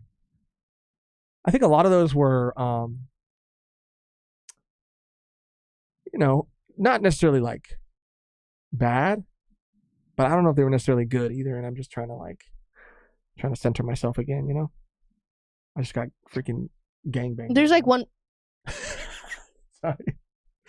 Sorry. Anyway. It's too big, too long. Oh my gosh. This one, Cone Killer came into the chat. Uh-huh. Cone Killer Confuser came into the chat and said, "Are we still roasting Josh?" Oh my god. And then Bend Over said, "No, we're going for Megan now."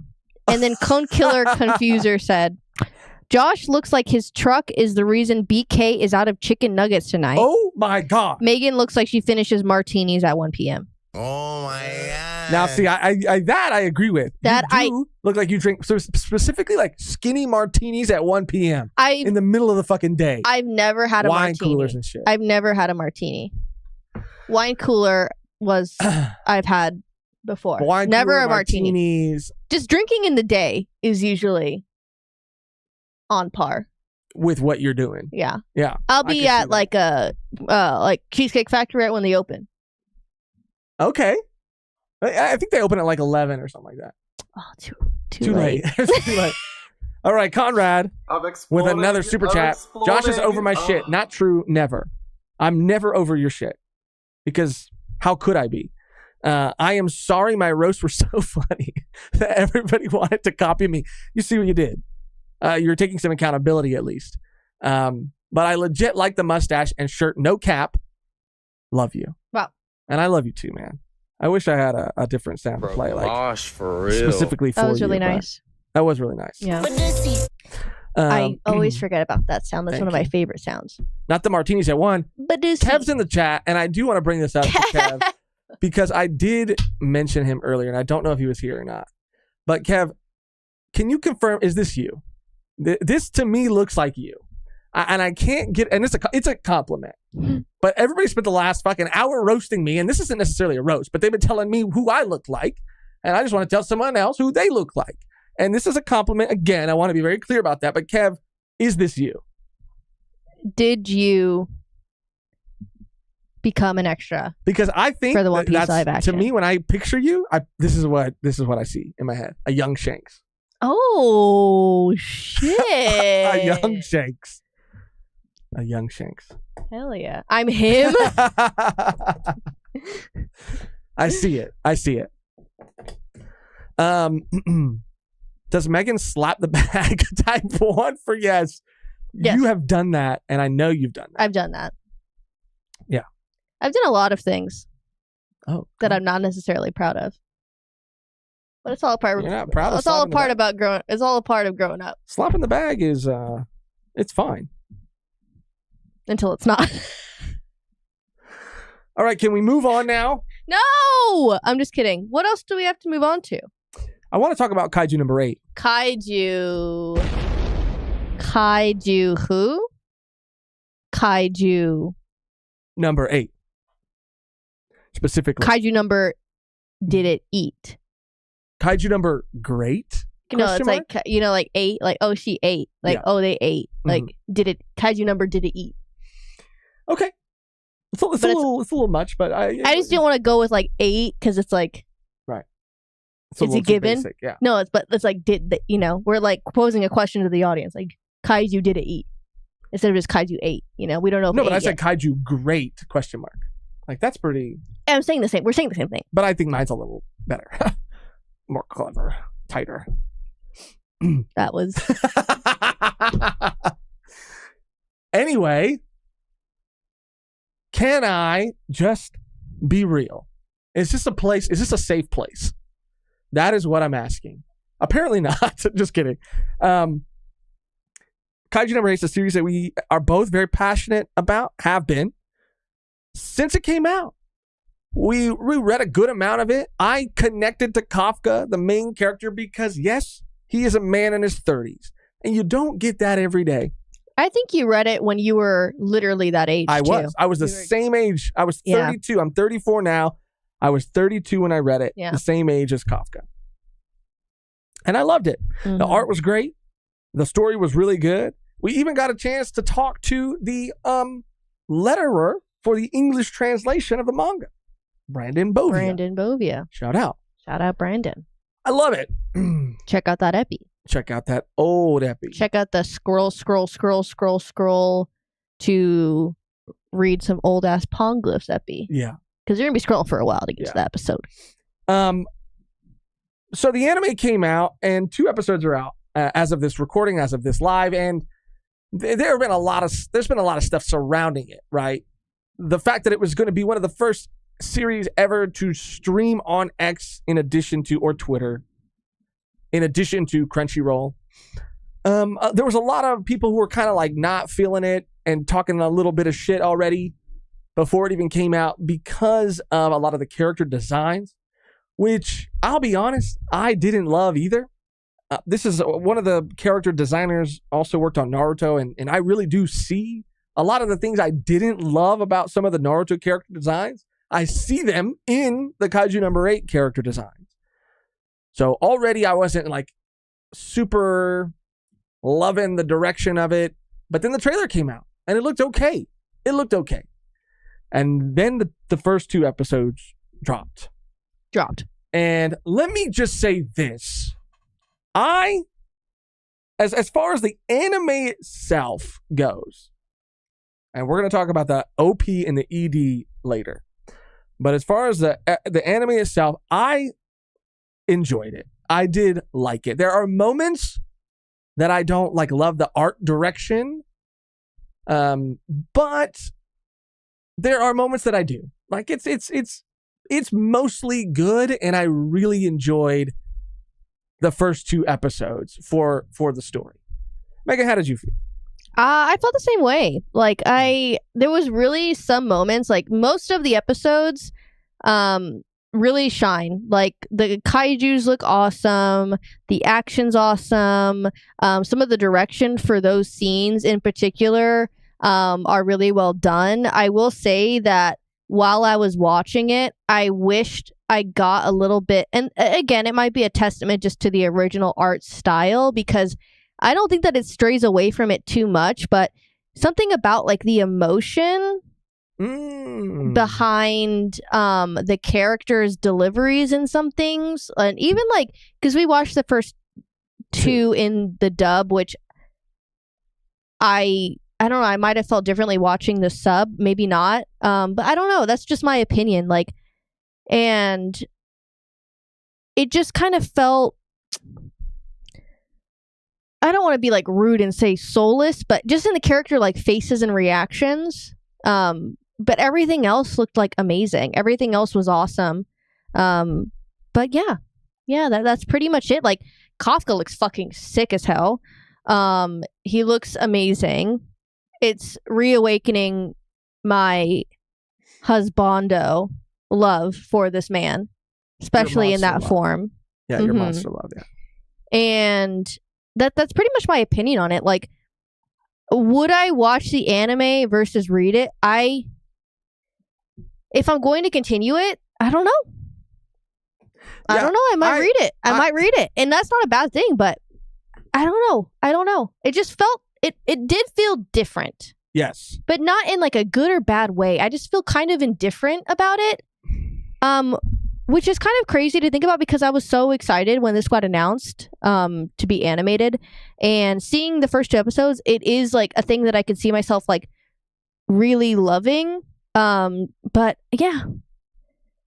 Yeah, I don't know. I do understand what you're saying. Something about it does feel a little, and I don't know if again, soulless is definitely not the right word, but I do think it feels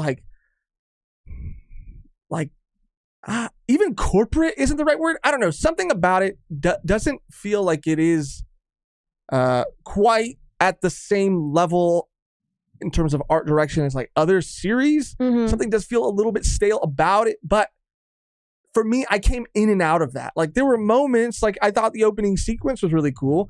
I thought there were some other sequences that were really, really, really cool and well done. I just kept coming in and out of liking it and then being on the fence about it, and then liking it and then being on the fence about it. But I do think it is an adequate adaptation, in my opinion. I showed the poster to my brother because he watched all of Naruto, and I thought maybe he'd be able to see the differences or the similarities in the character designs, not in the designs themselves, but in this one specific person who did the anime designs. Maybe he could see the similarities, and he said he couldn't see them at all. And if anything, what he did say though is he said that this series gives him mobile game energy. And I could see that too. I don't know exactly what that means, but I feel it. Yeah, Bean said Reno just looks so off here. He looks like a Naruto character. No, it just it's so anime it's character. Soulless. There's nothing behind those eyes. Right. There's not. It's just something about. I guess it is just the character. Even the eyes there, and not a lot of use of maybe shadowing. Maybe the use of shadowing in these moments. It just looks. Just something, it's just something. It's just something that I cannot put my finger on. Yeah, there is definitely something that I don't love about it. And Vermilion said, going to leave hate comments on all videos if Kaiju gets more love than Undead Unluck. Yeah, there is something. I don't know. I can't put my finger on it either. It definitely looks a little too. I said corporate, but I think that there are a lot of there are a lot of 3D elements in a lot of series, but here it doesn't seem like they blend together as well. They seem like they really stand apart. It doesn't seem as cohesive something about it. That's what it is. It's the in and out of oh my God, that was really cool. And then we cut to a scene where they're interacting with other characters and you're like, this is not really that good. Those scenes in particular. The Bean said it's weird. There are a lot of scenes that move closer to the manga designs and a lot that move closer to the Naruto look. Yes. And I've never watched Naruto, so I don't even know. I wish I could just show you without spoiling you character designs, because if you look at Kishimoto's art and the manga art for Kaiju, they're very different.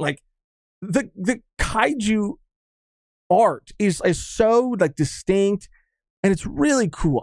It's beautiful. It's beautiful. In my mind, it's a little blockier at times in some ways, but the characters and the creatures are all really cool. But it's the character designs, right, that really stand out. And they don't a lot of that identity is kind of lost in the anime, stripped, or that uniqueness I feel is lost in the anime. But I think that still overall in terms of the pacing of it and the comedy, and even some of the action, it's not bad.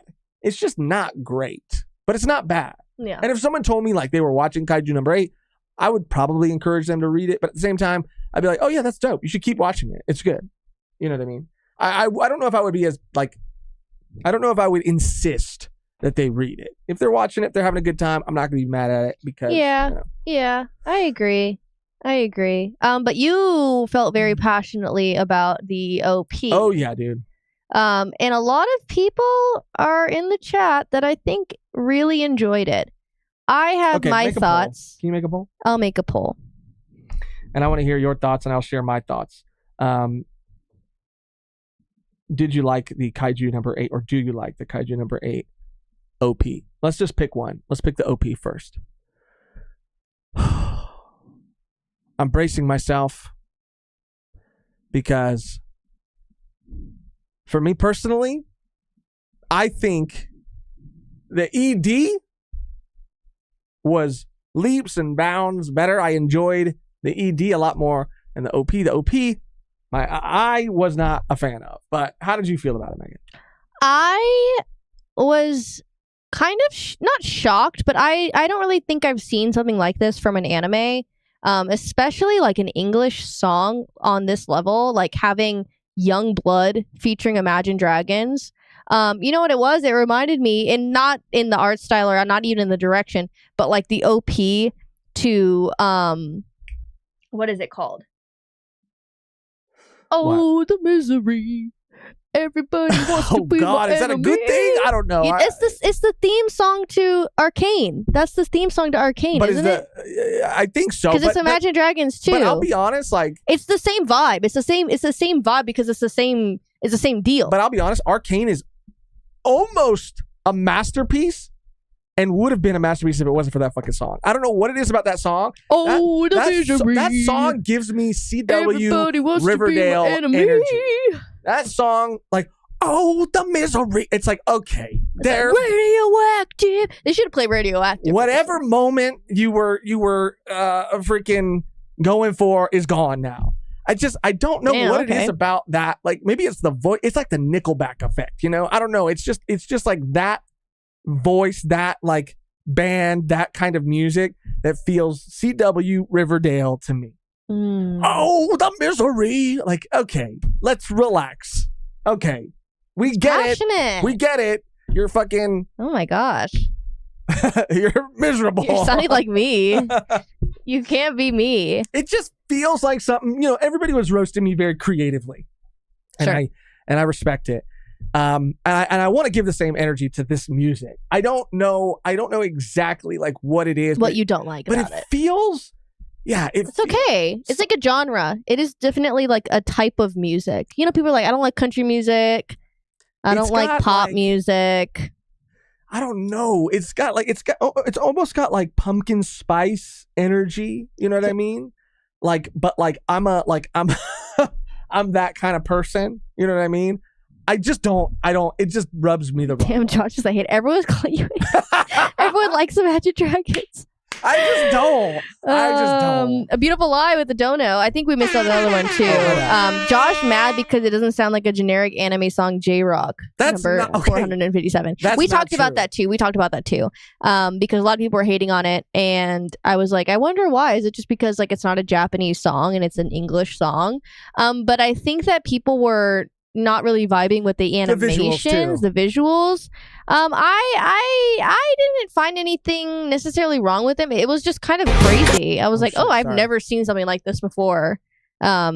For an OP on this like level. This shot right here, where it shows the two characters against all the fucking kaiju, this shit is cool. This shit actually kind of looks like some Gantz shit. You know the Gantz movie? It very much so. It looks because it's like they're like 3D like renders of like real people. Like it looks like real people actually in those suits. And like the fucking that's the best part. That the shit best looks part. cool. It's That's also the best part. kind of giving live action Ben 10 Cartoon Network vibes. Oh wow! When Ben 10 was changing into the fucking aliens and shit, it's giving that. What is that thing called? Omnitrix? The Omnitrix. Yes, he was using the Omnitrix. Yes, to do that.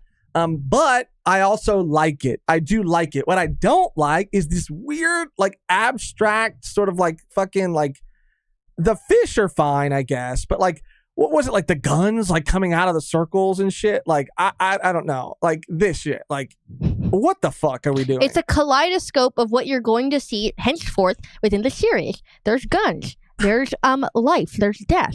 There's kaijus. And you're seeing it through what we can assume to be Kafka's eyes. It looks new. It looks fresh. It looks sick. It looks like, okay, I get the kaleidoscope, maybe even DNA, a helix, if you will, a spiral, if you will. But if you won't. To symbolize the altered DNA of Kafka himself that has been fused with kaiju. Or it looks like a motorcycle commercial. Or it looks like a Post Malone music video. Or it looks... Oh my God. Or Jesus. It looks like someone's... Like Blender threw up on a fucking... I don't know. I lost it. Damn, son. But... Damn, son. There it is. I'm actually not as passionate about how much I don't like it, but I genuinely don't like it. But I'm not like genuine. You're not like trying to go out of your way to be a hater. Yes. You sound like you are though. I do. But we need to read the super chat here from we missed it. Sorry, Conrad, from Conrad Corbel. Let me pull that up here. I literally can't do anything on this MacBook because okay, I'll pull it up. Give me a second. Thank you. Where did we leave off? Conrad Corbel, that one down there. This one? Yes. We did not read that one. And then we can move on to the next one. All right. But I just can't scroll on this fucking goddamn MacBook. Shout out Conrad. Josh, it's not my fault. I am so handsome and funny and tall and can read and sexy. I added that. Oh, sorry, I am you can't that do that. guy hoping Sabo gets cut from the live action. Conrad stays on his shit. It's your Stays kitchen. on his shit. And we love him for it. We got You it. can't help that, dude. You can't help that. You're funny and handsome and sexy and tall and you can read. You can't add the sexy part. Um, He did not say that. Hot Fart with the Dono as well. Hot Fart. This is their 5th super chat on the live shit. stream. Let's fucking go. Let's go. 3, 2, 1. I got 5 Oh, I on was gonna. it. That's hard fart. We usually give him a little fart, but I like yours too. I got 5 on it. Was good. I Thank just you. farted into the microphone. Yours was a little more clever, but shout out Hot Fart. What's up, Josh and Megan? I'm on break at work and can't watch the stream, but I hope you two and everyone in chat have a great ass week. There we go. Mhm. Shout out Hot Fart. Love the new icon, by the way. I don't know how long it's been, Jinbei, but I fuck with it. Miss you. Love you. Appreciate you. Have a good day at work. And yeah, don't work too hard. When I think of Hot Fart, I think of do you remember kimchi? From Spicy Chowder? kimchi? The The actual fart. He was like an actual fart, and he's like, and he'd go around and he'd like float around. I don't. His name It was like Kimchi? it was like Chowder's pet fart. If I'm not His name was mistaken. Kimchi though? Yeah, his name was That's Kimchi. funny as fuck. I never knew that. They're all named after foods. That's I mean, I knew that, but I just don't remember his name being Kimchi. I Yeah. don't think I knew what Kimchi was at the time. That's his name, Kimchi. Yeah. That's hilarious. That's hilarious. That's what I think of when I think of hot fart. Like the term hot fart, I think of like, oh, the kimchi from Chowder. Let me just say again, in closing, in terms of like the opening, I'm not as passionate. Don't backpedal about how much I dislike it as it may seem. I just don't personally enjoy it, and it's not because it's not a Japanese anime song, because neither is the ED. The ED, in fact, is not an anime song either. Your typical Japanese anime song either. It is another song, English song by One Republic, I guess, called Nobody. And I really enjoy it. This was a bop. I like the visuals that accompany it. I like the energy. I like the song. And actually, you know what? I don't even hate the song, the OP song. If I had to say, wait. I'm not wishy-washy. I'm not backpedaling. You sound so crazy right now. It's the visuals more than it is the song and the OP. Okay, it's the visuals. But you were talking shit about, oh, the misery. Like, it's very like that. similar to that. It's like almost the same type of song. So you can't in the same breath say that you don't. You don't mind the song. Let me hear it again. Oh, Give me a second. it's okay. It's okay to not like it. Let me just hear 1 second of it.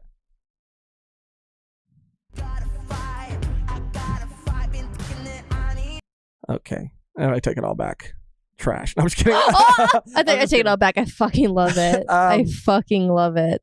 I don't hate it. I think the Misery song is not a good song, and I do have it does create a crazy sort of like feeling inside of me, but it's more so the visuals in the OP that I don't love, and the ED I do like. Sure. I do like, and I do enjoy.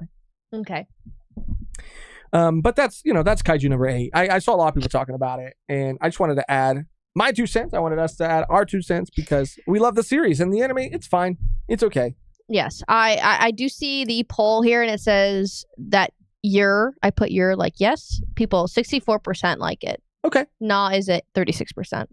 I'm ending the poll now. So yes. I am in the minority. It won. And look, at the end of the day, what does it really matter? You know, if the OP is good or the OP is bad, what matters is the anime itself good, and it's okay. It's okay. Yeah, Bean says it's not bad, but I am going to skip it. Oh yeah, that's the thing. Thank you, Beans, because I'm not gonna like there are OPs that I purposely don't skip. I usually skip them even if they are good because once you hear them, Spoilers too. I literally I'll listen to it with my eyes closed. Yeah. Because I'm like, this is a good song, but I don't want to see anything that's going to happen in the show. But there are some OPs that come on that I'll never skip. And some I do skip even if I like them because I've heard them a million times. For example, great segue into our next segment. Which is? Yuri on Ice. Yuri on Ice. I never motherfucking skip that shit ever. Can you hear my heart beat? Tired of feeling never enough? Do you have any links to any articles or anything you want me to share? I can just read them from my laptop. Okay. So, I'm just going to create a poll really quick. Actually okay, I guess I'll just, before we transition, let's see. People want a ED poll. Okay. For ED Kaiju. ED poll is up. Yeah, well, I'm going to put that up right now. And watch me be in the minority again and watch people fucking hate the ED and love the OP. I'm trying to best articulate the feeling that kind of music gives Icky. me. I don't know if icky. It's not icky. It's definitely not icky. Cringe. It's almost like... It's almost like, don't stop us now.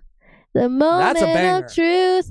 We were born to make history. Born to make history. That's a banger. See, and just like you said, born to make history. Not only will I never skip that, but I'll add that to a Spotify playlist and fucking bump that shit in the car. Let me just put it this way: the Kaiju number 8 OP, number 8 OP song not added to the Spotify playlist. That my dreams will come true. There'll be no more darkness when you believe in yourself. You are unstoppable. Where your destiny lies, dancing on the blaze, you set my heart on fire. Don't stop, dude. Like, I'm literally gonna like cry actually. But born to make history. Da na na. Moment.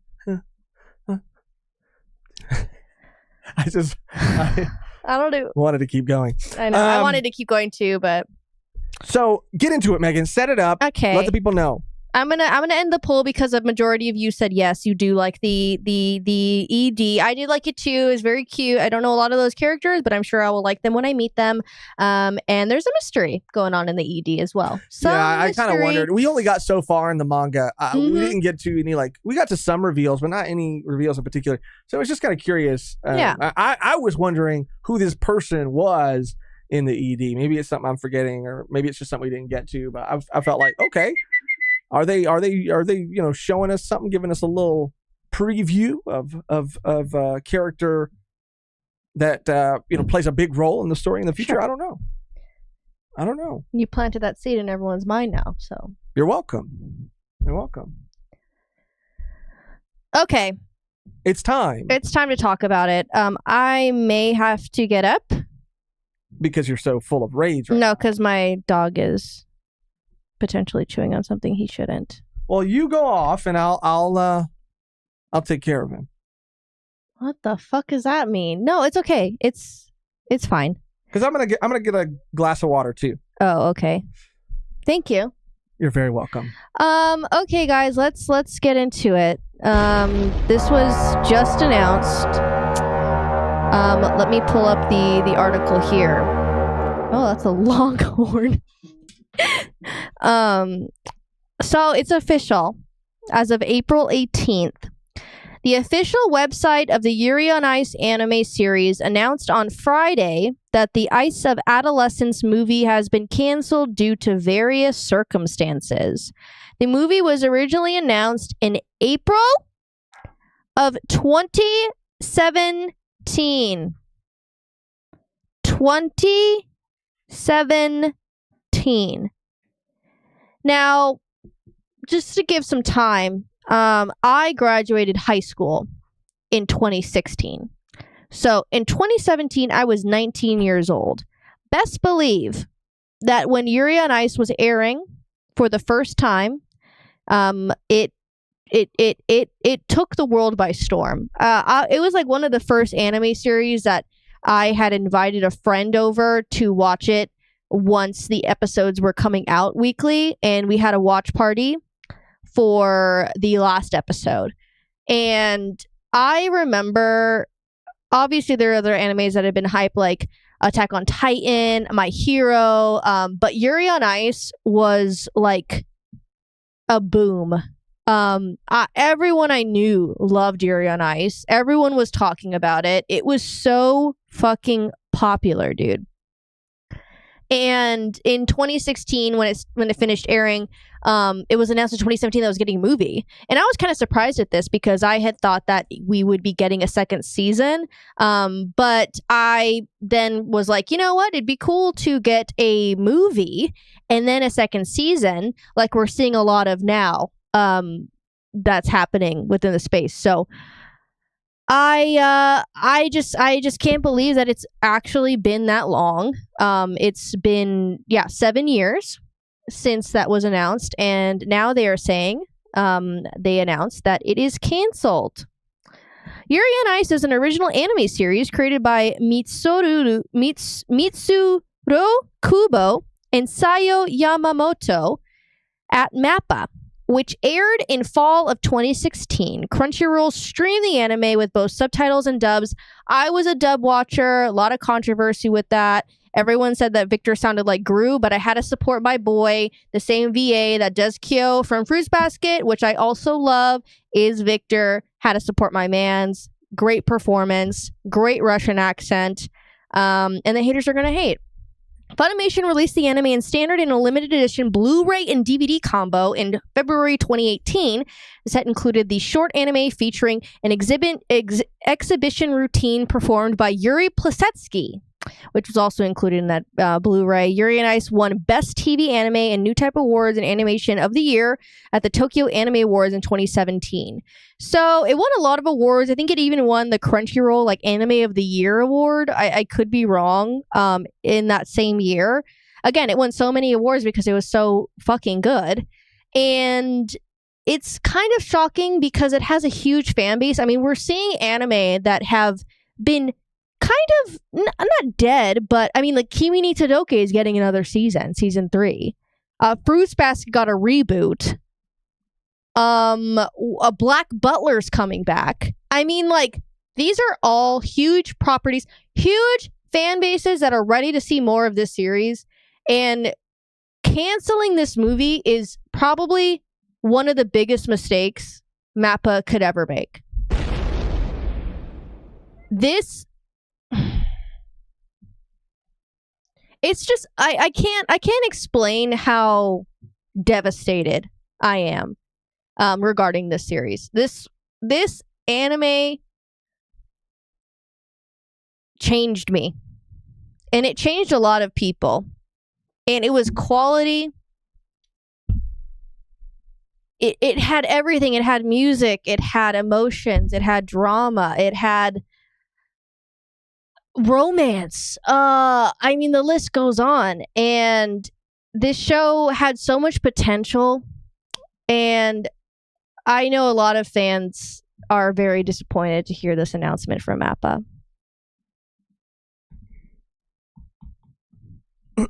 Wow, Megan. It really got to you, huh? Really hurt you. They really fucked up. Yeah. I mean, yeah, Spice and Wolf is getting a reboot. It's just kind of insane. The fall of this series. And even looking at another article here, 2016's Yuri on Ice was released to worldwide acclaim and won numerous awards both inside and outside of Japan. However, that success doesn't appear to have trickled down to the studio that created it.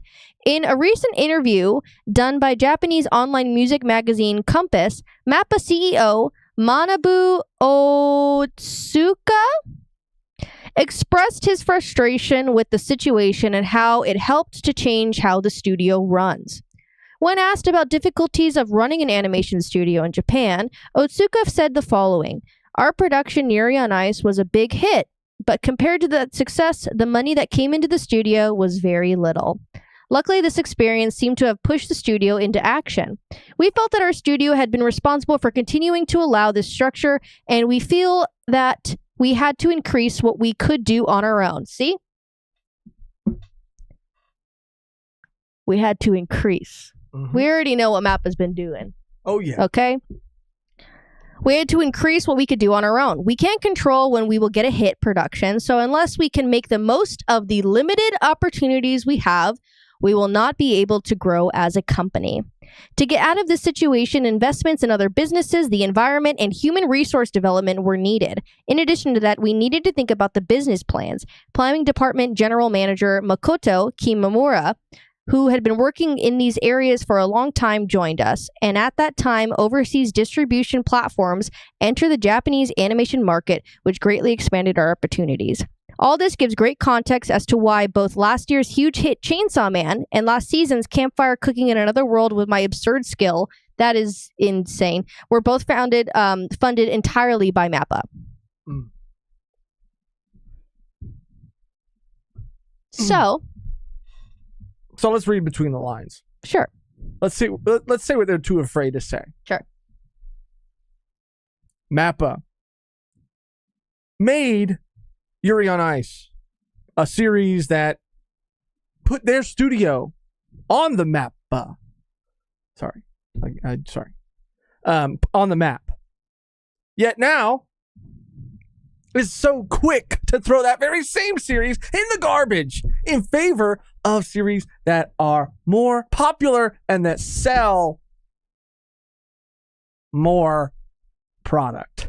My frustration with the project is that it should have and it should be given to another studio so it can actually happen. Bro, they made, I mean, I don't know how far they got, but they had a story of some kind, of some sort. We have a trailer. A trailer, We a have poster. art. I mean, they were at Concept? least, they were at least like, the ball was rolling. The snowball, the ice ball was rolling.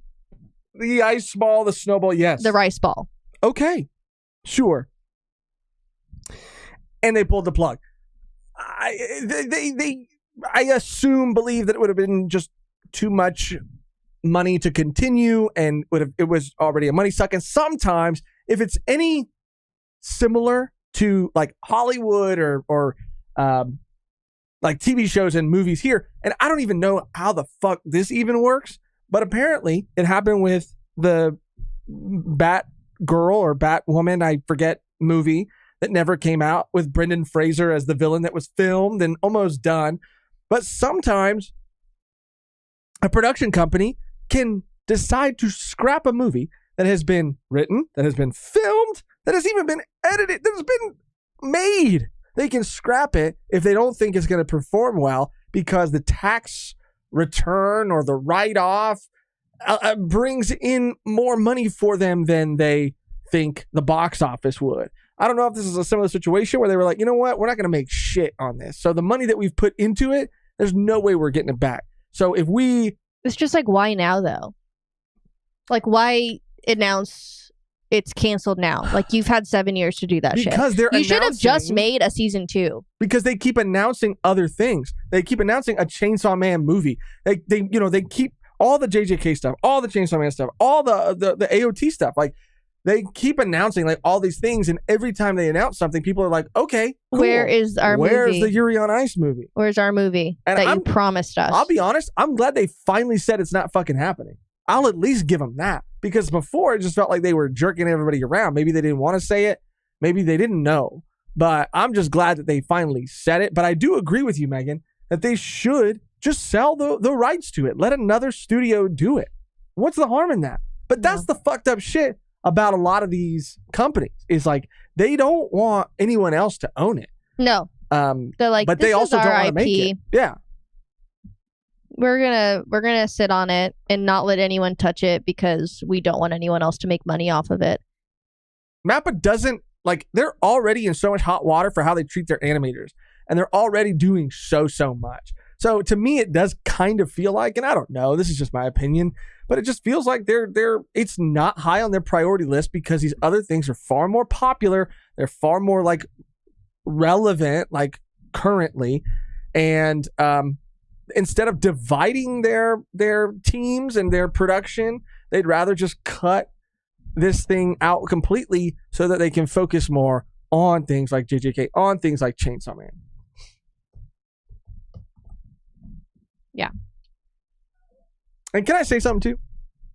Unless you want to add to the Yuri on Ice stuff. No. I don't want to change the subject. I think Zayzad, has any part of the production committee specifically pulled out? I think there was one producer. I was watching Chibi Reviews talk about it. Shout out Chibi Reviews. He goes more in depth about like all of the, I don't want to say back end stuff, but like producers and kind of maybe like alluding to reasons why they canceled it, because they didn't really outright say it. It just is an assumption that, yeah, the numbers weren't there and the numbers weren't going to be there. But I think that it's crazy because we've learned time and time again, and especially in Western media, that nostalgia sells. Nostalgia sells so fucking hard, and you can reboot and put a number 2 or a reboot on any piece of IP or media, and people are going to eat that shit up. And it doesn't matter if it's bad. So I would say yes. I'm going to let you cook. I'm going to say yes. I'm going to let you cook. So I just don't understand how they could not see a foreseeable future where Yuri on Ice boomed. I mean, we're talking about, this came out before, like, not that, like, again, but it's like pre-COVID. Anime has become so much bigger in the West, I feel like, because of like social media platforms. You're like, I just feel like it would blow up, and people that haven't already seen it like it would bring more hype to the other season 1. I just that part I do believe would be true, right? I do think that the announcement of a movie, the hype surrounding it, especially with things like TikTok, Twitter, people posting things, people getting excited, it would encourage people who haven't seen it, give them a good excuse to go back and experience it, and it would create a resurgence, a love for it. We've seen it done, like you were saying, Black Butler, Fruits Basket, all these things, Kimi no Todoroki, like there's so many things coming back, or that have come back.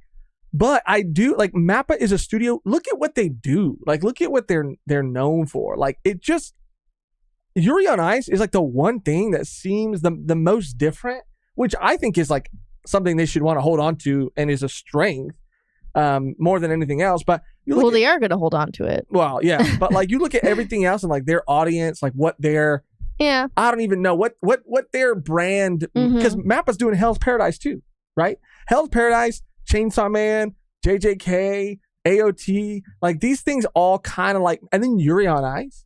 I think that maybe their brand identity or whatever, their studio, their identity. But they're doing Zombieland Saga too. I'll bet they're going to cancel that shit too. I'll bet that shit's canceled too. And what's interesting is, remember the Dorohedoro stuff we covered. Mappa was not mentioned in the press release announcing season 2 of Dorohedoro.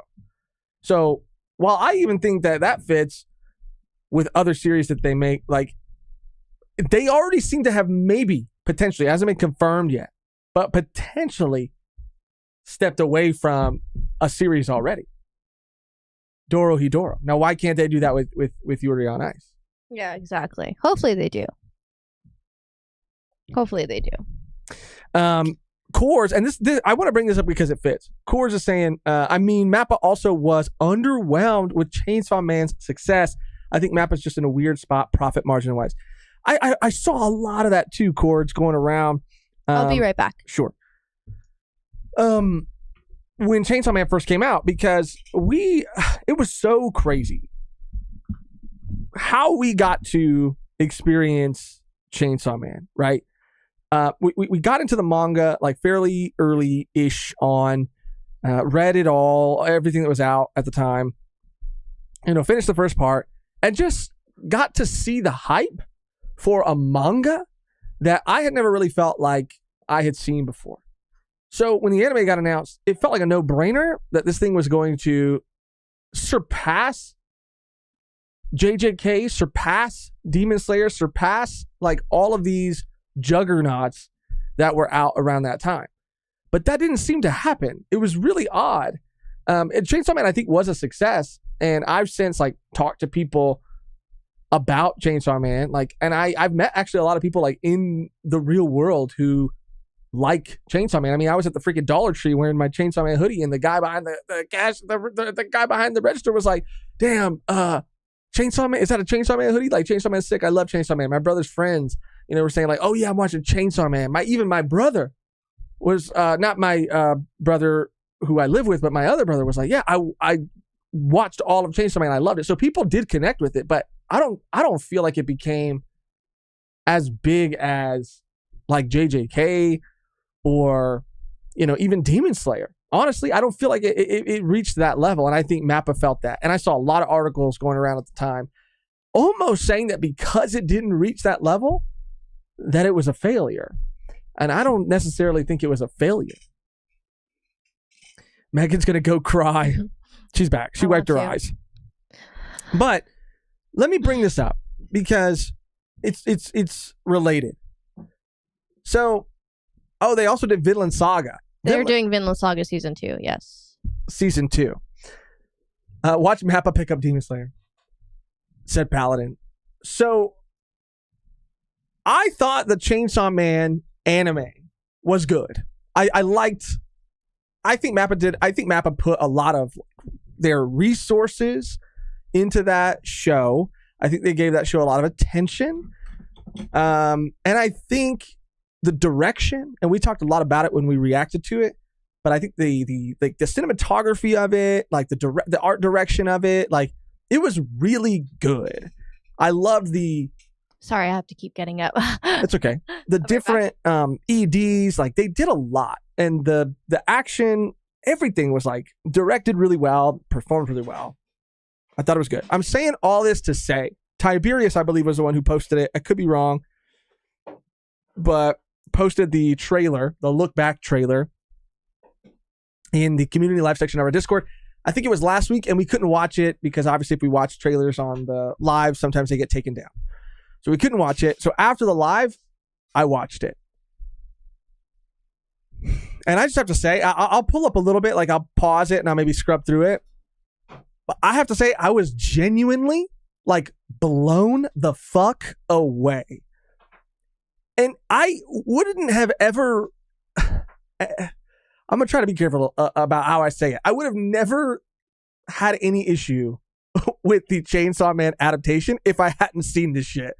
Not because like anything was wrong with it, but I do feel like this studio who's doing Look Back was able to capture Fujimoto's style in a far better way and more effective way than Mappa. Like Mappa, now that I've seen this shit, it didn't even come close. Not that their version of it wasn't good, but look, let me show you. I don't know how many people have seen it, but I have it here, and it's beautiful. It's a studio, and we talked about this when it was first announced. But the studio is Durian, I believe. Where is it? Oh yeah, wow. Studio Durian is working on it. It's probably their first major full anime production, and it is. When we looked into it last time, it was one of their first like big major adaptations. I was fucking gagunked. My jaw was on the fucking floor. Again, Same. we can't play it, but I can scrub through it. You could just do like still shots. Yeah. Because it yeah. I mean, I just feel like you guys need to see. Let me try it again. Refresh it. Okay, here we go. I feel like it needs to be seen. But dude, already, like the characters just have the way that they're animated, they just have that Fujimoto style that I don't think the Mappa anime had. It's gonna keep fucking doing this shit. Okay.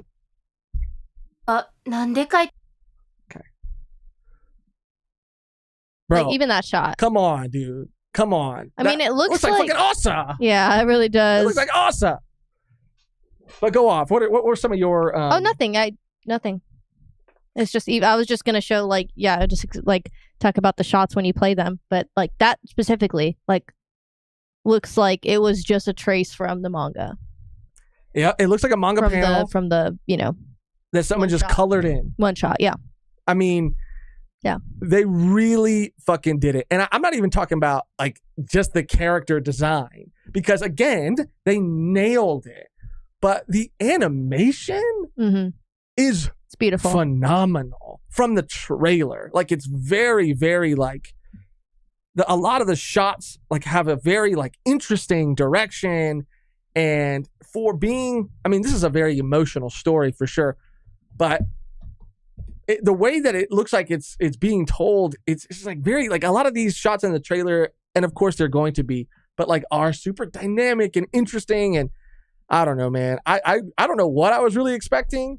But when I saw this shit, I was like, okay, they put their whole fucking pussy into this shit. I'm trying to find a really good. I mean, yeah, this is Kiyotaka Oshiyama, which he's done.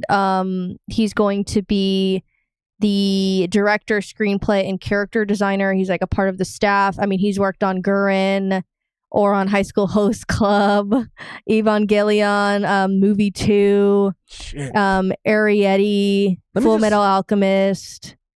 The list goes. Designer, though, right? This is like all of the above that I just mentioned: director, screenplay, character design.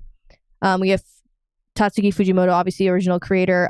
Kimura Eriko, which is the sound director.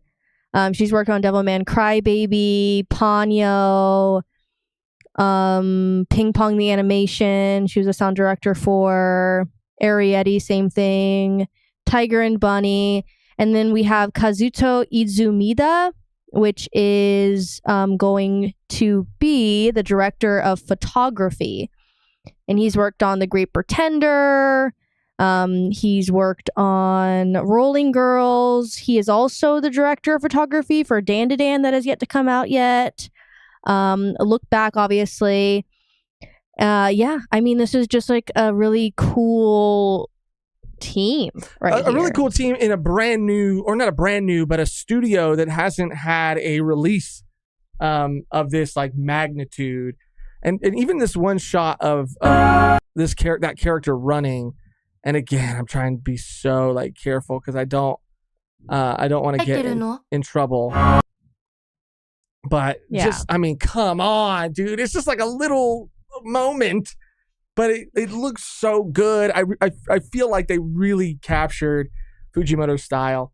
And I don't want to take away from the Chainsaw Man anime, but at the same time, it is doing its own thing. It is doing its own thing. Yeah, I love the choice to use very flat colors. It fits so well with Fujimoto's style, being said. Like, I don't feel like when I watch the Chainsaw Man anime that I don't feel like when I'm watching it, it was ripped from the manga. But when I watched that trailer, I feel like it was ripped from the manga. Mm-hmm. You know? Yeah, it's really, really well done. I'm super excited to watch it. And that's just a little, it's a little map of shit talk right there. Your weekly map of shit talk. I want to make sure we're caught up on everything. Quattro gifted one Volume 1 podcast membership. Shout out Quattro. Thank you, Quattro. It's your kitchen. A beautiful lie. I feel the issue with Chainsaw Man, it only had 12 episodes and not 24 like JJK. That's also interesting. That probably was maybe the plan for the Rize arc. Sure. You know, I see what you're not saying. to fit it all into the first season. They probably mapped that out. They mapped that out. Yeah. Before the production, they're like, okay, maybe we'll give it 12. It means less work, but more time to do a movie for this arc, Because I mean, I would say the Rize arc out of all the other arcs, like that is like a clear like beginning and end. So it makes sense for a movie because it could be its own thing. It could be its own story. But yeah. Anyway, guys, I mean, I literally want to rewatch Yuri on Ice so bad. We should rewatch it. We should rewatch it. We don't need anybody's permission to rewatch it. Was I asking? You were asking MAPPA for their permission to rewatch Yuri on Ice. Yeah, right. I'm just kidding. Hi, Frito. Kev said that Paladin Berserker Jedi is cooking. I mean, he stays cooking, but I wonder in specific what he was cooking. He's saying, praise Goda for wit. Can we get a praise Kuma for wit? And then we haven't. He says played that in a long time. So you can get a Badussi. You know One Piece, right? It's the biggest Japanese manga on the planet. Oh my god! The two sounds played at once. I didn't even hit those sounds. That was crazy. Yeah. Praise Kuma. And a praise Kuma for that Wit adaptation. Wit is a fucking great studio. Okay. All right. Praise Wit. Let go. Hit him with the new shit. Oh. Season 1 shit. These new shit. It's a new dawn. Praise Wit. Amen. Reanimating. That was good. One Piece again. Whoa. See, you wouldn't be able to hear that with the music.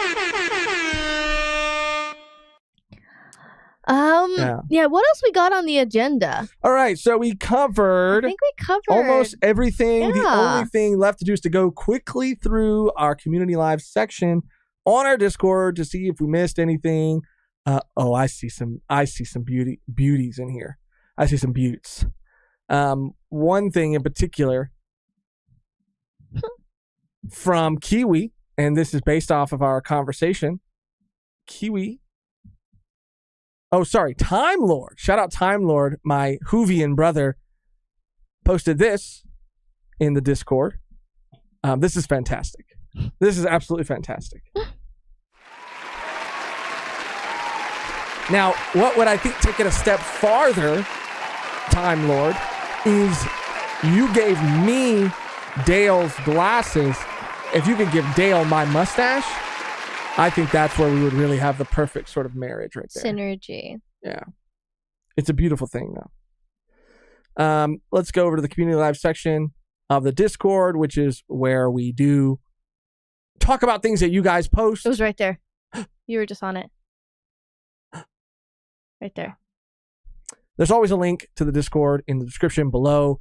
You can post things in there for us to talk about. We don't always get to everything, and sometimes we might not have anything to add on a particular subject, but we like to see what you guys post here regardless, because most of the time we got something to say. Okay, the Paladin's posting something right here. Let's see right here. Let's see what Paladin's got cooking. Give me a second. Looks like a video. The internet is debating right now whether new television shows should drop all of their episodes at once or... I can definitely see both sides to this argument because everybody has their preferences, but I lean more to... I just want to say, this is the guy, Paladin loves this guy, and this, from what I've seen, he's cool, so let's see what he says. See, I prefer weekly because of the fact that I like anticipation. When you have a really good episode, and then it just hits, and you're just like, wow, I can't wait to see what happens next week. There's something to talk about. There's something to look forward to. And I feel like when you have a weekly release schedule, people talk about the show a lot longer. The retention rate is higher. Then it's more beneficial to someone like me who can continuously talk about this week to week and create content for you guys. It allows me time to process my thoughts on these certain characters, look back on things, and be ready for the next episode. A lot of people prefer binge watching because of the fact that they don't want to wait. But I personally can't binge something for too long because I have to take a break and then sometimes I'll forget about it. Take Fallout, for example. It's an amazing show, but each episode is an hour long and most people don't have time to watch multiple episodes in one sitting. I'll take X-Men, for example, which is also just as good. It gives me leeway to watch other things because it's 34 minutes. And weekly gives me something to watch while I'm waiting for more shows to come out. For me, weekly is just better for entertainment. This is Classic Man D. Paladin has sent us some stuff from him before, and I mean I agree with everything that he's saying. What are your thoughts on it, Megan? I agree. Because I'll say that I try to think about what I would prefer, because obviously there's the fan, right, in me that wants everything to come out all at once, right? But then there's the, I guess, like, content creator side that, if only for the ability to be able to, like, pace things out, would like it to come out weekly. I understand the argument, and I do agree with the argument that if things come out weekly, it does allow for people to talk about them for longer periods of time. However, the nature of, like, the internet, the nature of news, the nature of shit now is so fucking, like, it is different than it was. Yeah. And I don't know if, like, something can stay in the zeitgeist long enough if it was week to week. Like, maybe it would pop in, and we've seen things like it that aren't necessarily TV shows or movies. For example, and Classic Man D, I believe is his name, even reference, like, Invincible that still comes out weekly, and which I mean I like weekly. It gives me something to look forward to. But again, I don't hear a lot of people talking about Invincible. I really don't. I don't hear as many people talking about Invincible. You're just not in the right pocket. And that's true. That's a great point. It really is a good point. Because, like, the One Piece live action, it came out all at once, and I feel like it was talked about for like 3 days, and then people just didn't care anymore. I would say a month. And then but that's, like, so crazy. It is crazy. It is absolutely insane. And it would have benefited us. Because we literally had to sit down and record all of the episodes in one day. And I'm not even talking about content creation. I'm talking about just being a fan of these things. Because there are things that we don't cover on the channel. Like, for example, like Fallout. We never really planned on doing a video about it. But I really wanted Megan, and I think Megan really wanted herself to be able to talk about it because of how much it meant to her. But there wasn't, like, a dedicated video, no, all about it. But even so, there is the pressure to watch it all as fast as you can because of spoilers, because of the internet. So that is kind of a benefit almost of a weekly release. Because in the case of One Piece, like when the live action comes out, you have to stay off the internet. Yeah. You have to completely mute every fucking app because you will be spoiled. And even with Fallout, like there was this pressure to like watch it all if I wanted to remain pure, if I didn't want to have things ruined for me, then I needed to, then I had to, even if that meant that I was feeling a little fatigued, which honestly, I really wasn't.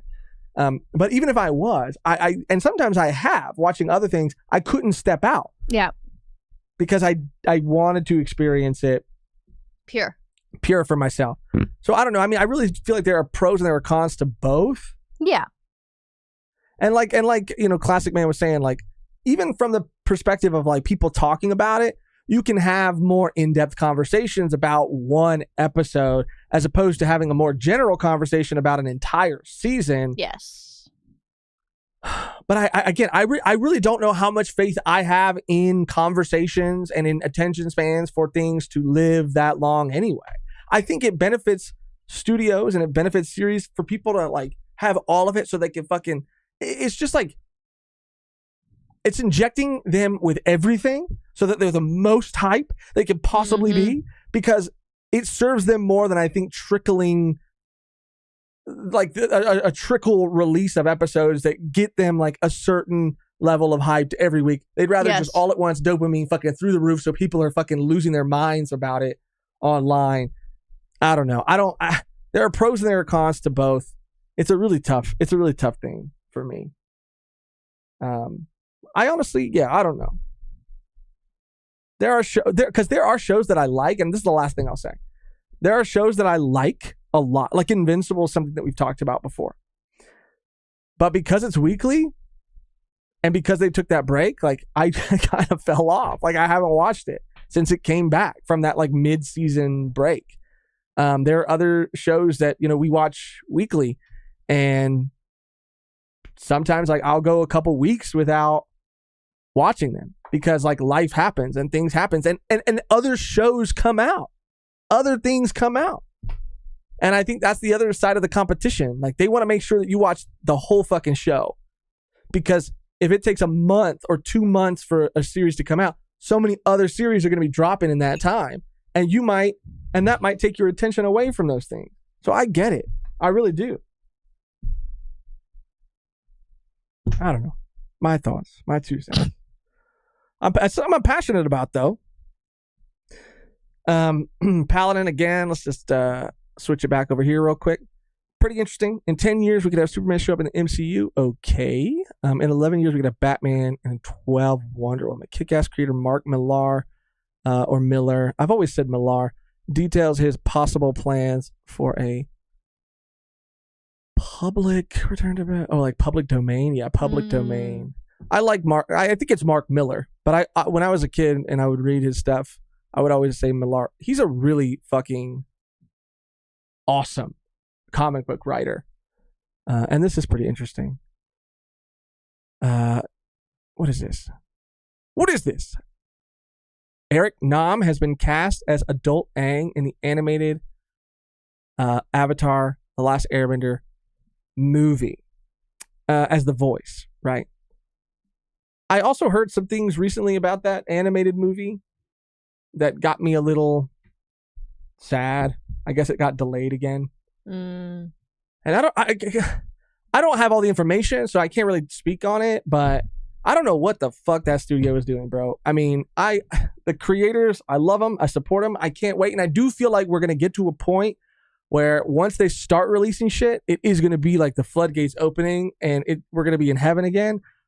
But they've just like kind of fumbled the announcements and releases of things. So like things have been delayed and announced so many times and pushed back and canceled that like it's hard for me to be excited about anything they're doing right now. But when it does happen, I know it'll be cool. But I almost wish I didn't know. That way I would be, it would just happen, or it would be announced the first and only time, and I'd be like, oh, sick. Yeah. But I think it got delayed again. Is this it right here? Delayed. Yep. Look at that. Delayed until 2026. It's fucking ridiculous, dude. Get your shit together. Just kidding. Beans, the studio that did the texturing for Rocket Raccoon and Guardians 3 also did work for the new News Coup in OPLA. This is a very good chance that Chopper is going to be a CG character, but that might not be all bad, especially after seeing stuff like the Fallout show and now the Knuckles series. We know we might have a fully CG character and working devil fruits. That's interesting because Knuckles comes out next week. And there have been, and Rocket, I mean, that's a movie budget. That's not only just a movie budget, it's a fucking Disney Marvel movie budget. It's pretty crazy. But we've seen how good Ted looks too. That's a good point.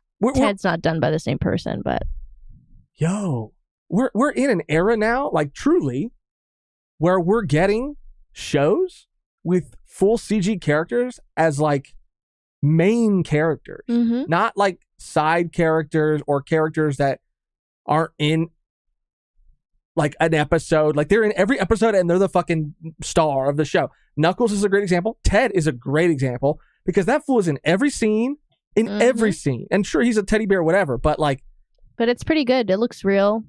The textures, the shading, the shadows, like the lighting, like I never didn't believe it. It never felt bad. It always looked the same quality as the movie because I think of the gap in like time between the two. Yeah.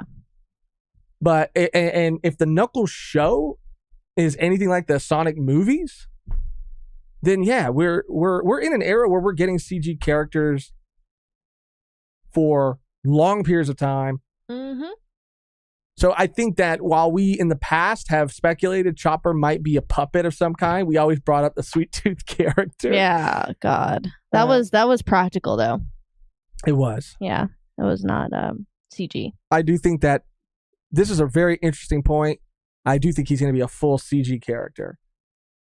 And maybe it'll be a mix of things, like a blend of like practical and potentially VFX. But yeah, who knows? Potentially. That's cool as hell, though. Bean's also saying some new set builds spotted in Cape Town. Bro, he is TMZ of the fucking OPLA. Beans. There are 2 new pieces currently being built for One Piece Season 2.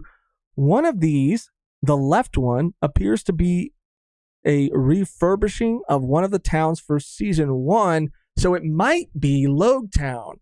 The second reminds me a lot of Crocodile's Rain Dinners Casino. I wonder if you could see. Oh. It's just going to take you to Twitter. No, I was just going to see a little bit bigger. Whoa, that's crazy. This is like as much as we can see, as far as we can zoom in before we lose quality. It's really hard to tell what it is, but man, this is crazy. This is like a drone shot, like someone flew their drone over. Bro, I always think about that, like now with technology. Yeah. Like how hard it would be to, now more than ever, to hide shit. Hide shit? Like if you're making a show. Oh, like, how hard it is. Yeah. I thought you meant like... to hide like your own shit? No, I thought you meant how easy it is to hide shit now. Bro, Kimchi said the same thing. Someone went crazy with their drone. What do you mean, Megan? Talk to me. Talk to me. I said what I said. I think we're getting to the point in the live where you're getting a little combative. No, I'm not combative. I think it's the sunglasses. Maybe. You're getting a little combative. I also haven't had a meal. Really? I thought you had eggs. Oh, you're right. I did have eggs. Liar. You're a fucking liar. I forgot. Oh my God. Do you need to go get a little bite to eat real quick? No. Are you okay though? Yeah. Are you good? If you need to step away for a second, I'm fine. Okay. I'm good. Let's go. Okay. We got 38 new messages. I'm just kidding. I mean, yeah. We're gonna. No, I'm just joking. I'm just joking. Some strong right audio clips. Thank you, Beans. We need these for the soundboard. Thank you. So we're gonna... I might have to actually check on Tony really quick. Okay. Yeah. No worries. Thank you, Beans. We need these for the soundboard. I'll go through these later, and maybe by next week, or maybe even by the new chapter. By the way, no spoilers. Maybe we'll have it loaded up on the soundboard before the new chapter comes out. which is probably going to be if we do scans on Friday. Apparently, people are saying be careful because this chapter is going to be crazy. And leaks are out there, and spoilers are out there, and this is a chapter that you really don't want spoiled. So I've just seen and been told to be extra careful. So I'm just passing that on to everybody else because I don't want you guys to get spoiled on something.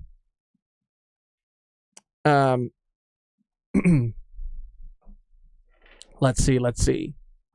Catching up. Oh, Beautiful Eye posting about the Yuri on Ice stuff.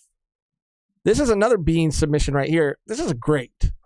This is what we talk about when we talk about Beans taking the inside jokes, the fucking shenanigans that we get up to, and really turning them into art. This is Now I'm Actually Doubtful, which is a sound that we use. I think I fucking took it off.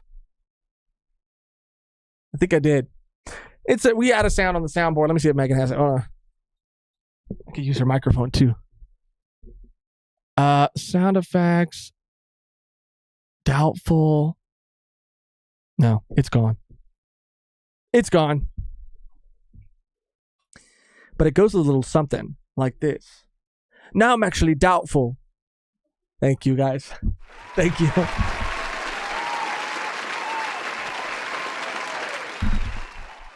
Shout out Beans. Berserk finally announced his return release date with colored pages. That's another thing I need to catch up on. Just kind of been letting that build up. But I need to get back on it. A brand new look at Wolverine's costumes and the sleeves, making him look even closer to the comic book costume. The new Deadpool trailer. Holy shit. It came out, and it came out strong. It looks so good. Let me see if I can open these images in a new tab. Because sometimes when I do that, there we go. Hey, guys. Sorry, I'm going to have to dip. You're going to have to dip? I'm going to have to dip. Tony's getting restless. Rambunctious? But thank you guys for sticking around. Love you guys. Have a good day. And a good night. Wow. Round of applause for Megan, everybody. Thank you. Thank you, guys. The live won't be the same without you. I know. I'm sorry. Bye, guys. Bye, guys. See you. I keep putting the camera on you. We're just going to get through the rest of this community live. The community live section. And then we'll be wrapping things up here very shortly. The Deadpool trailer looks cool, though. It looks cool as hell. We get to see a lot of Hugh Jackman. He was just kind of teased in the first trailer, that shadow we saw. But we see him through the majority of the trailer in this costume, this version of his costume. And it looks so fucking sick.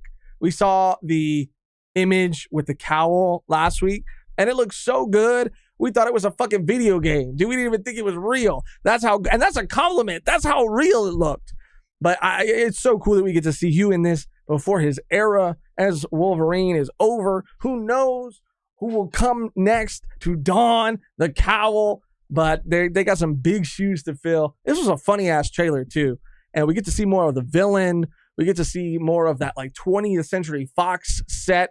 We get to see a little bit more of the plot, the reveal that this is a Wolverine, or this Wolverine like did something or allowed something to happen, saw his world and his X-Men die.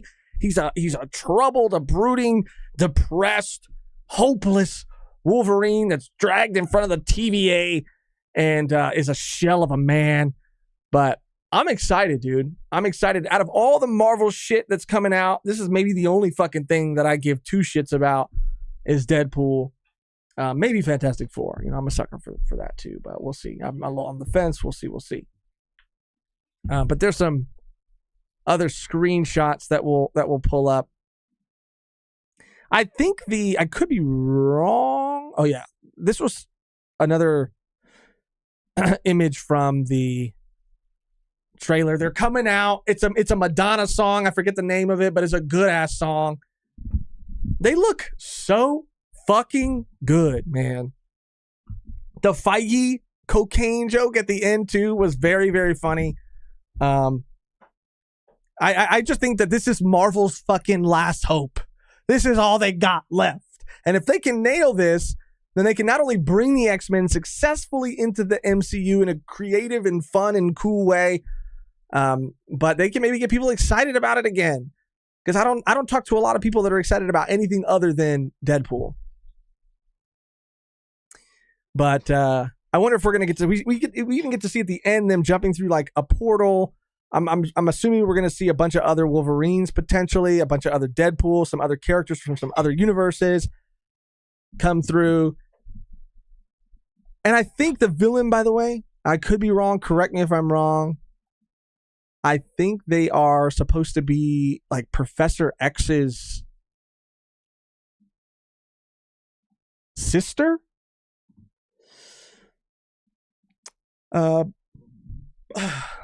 Yeah, I don't know. I think that's who she is.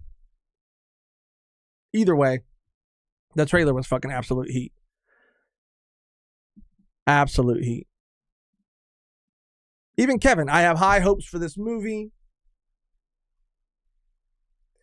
Let Logan rest for some time. Yeah, after this, it might be time to let him rest for a little bit. Not even Hugh, but the character.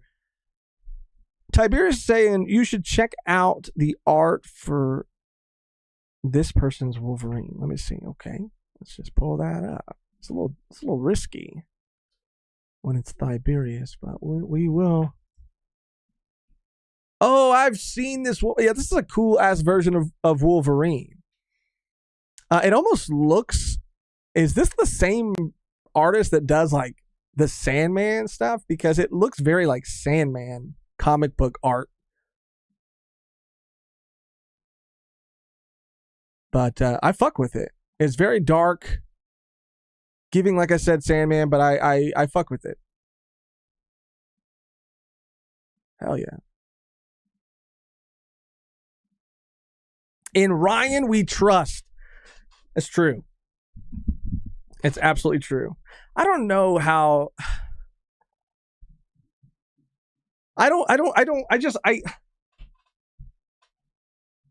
He has. I don't know how he's been able to maintain control over this character and this version of this character for so long, and to maintain like the quality, the consistency.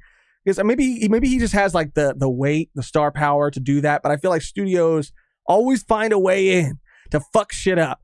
But it seems like he has held on and fought hard for this character to still be, and these movies to still be good. I mean, there was even that thing when the spoilers started coming out and people started like leaking stuff. And he has such a creative way of combating things, of addressing things. Like, I don't know, man. I feel like he really understands not just like the media machine and the internet, but the audience.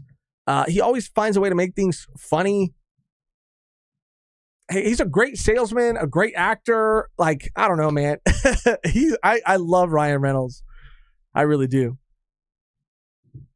Oh shit, Tiberius said it's the guy from Blame. Verm said, I think Marvel might be back. That's a bold statement. Wait, Tiberius. Wait. It's the Blame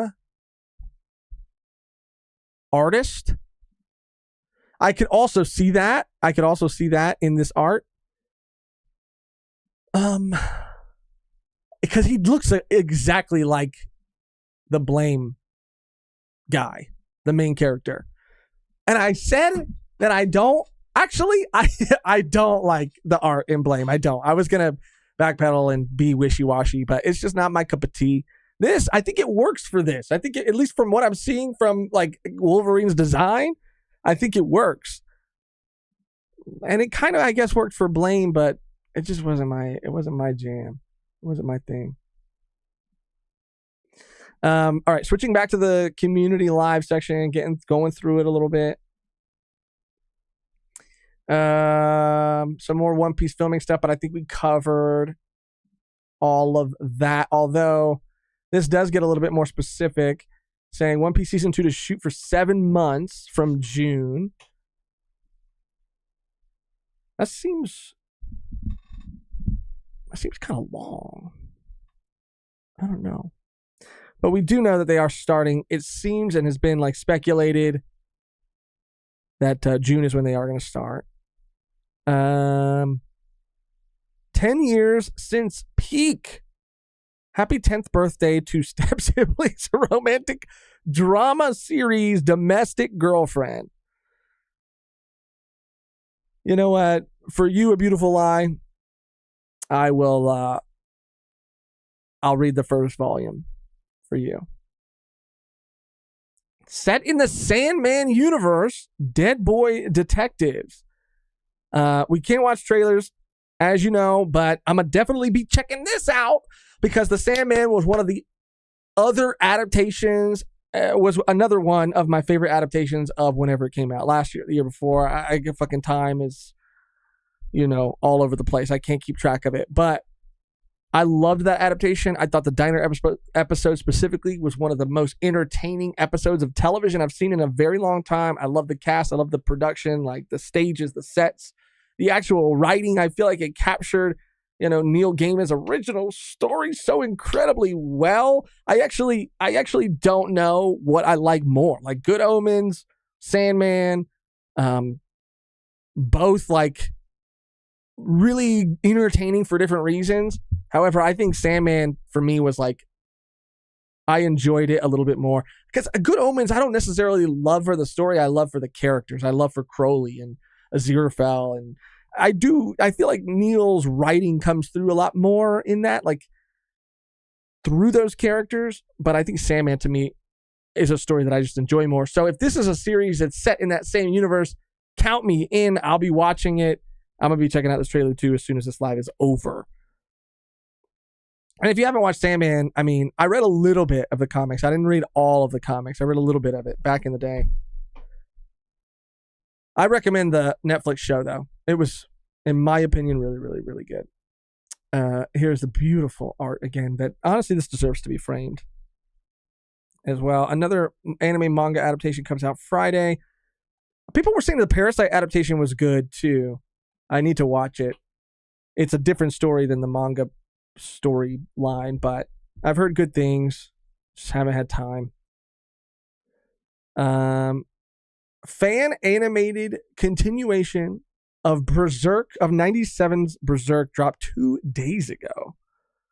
Bro, can I just say that whoever this is doing the Lord's fucking work. So they're continuing it in that animation style. I'm going to open this up in a new tab. I think we should be able to get away with watching that. But we'll come back to it. I still don't understand how this hasn't been or is not a thing. Seems like a no-brainer, but what are you going to do? Oh, I saw this too.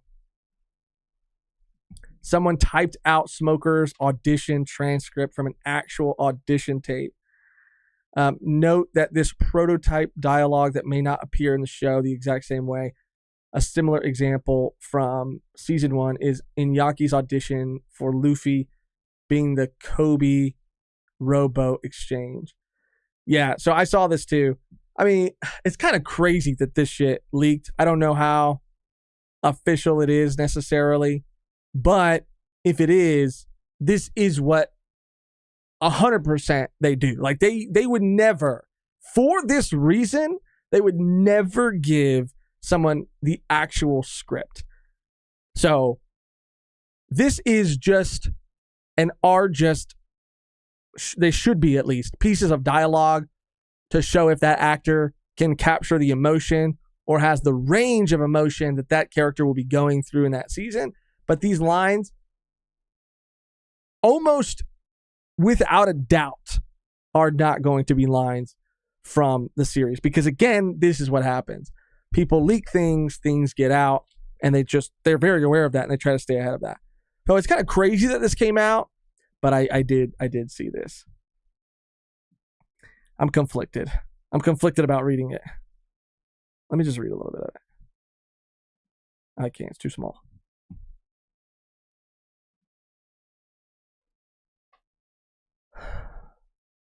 Garp.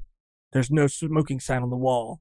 But, well, you've never seen one for following orders, have you? I'm a bad actor. This is a bad line read. Okay, I'm not going to read it. But, yeah, it is crazy. And again, I don't know how real that is. And I guess I feel conflicted. I don't know. I just feel like, I don't know. I do feel like it's kind of, I don't like Beans sharing it is not, I love Beans. Beans sharing it. I'm excited too. I'm curious too. But I just feel like whoever did leak it, I don't know. It kind of sucks, I guess.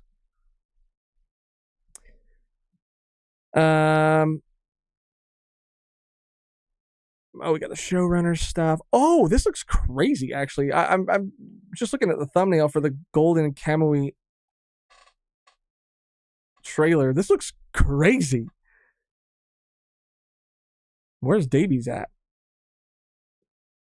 I don't know why I've never these adaptations are, some of them I'm sure are good, but I've never watched one that I've been, well, the Death Note one I remember liking at the time it came out, but they're just, I always just feel like watching the anime when these come out. But yeah, this looks good though. This looks really good. Sounds like there's a very good possibility that One Piece Season 2 will be split up into 2 volumes, with the rest of it probably being Alabasta. Okay, let's see what this is all about. Let's see. Let me switch the window so we can see it. He's just on his fucking TMZ shit, bro. This is like really impressive. I forgot to mention that Season 2 will most likely be released in 2 parts. One Piece live action series is slated for 2020, but there might be a possible delay to early 2026 for additional post-production time if needed. For example, half of Stranger Things Season 4 was released in May, and the second half followed in July. So this OPLA News, are they like a leak account or like a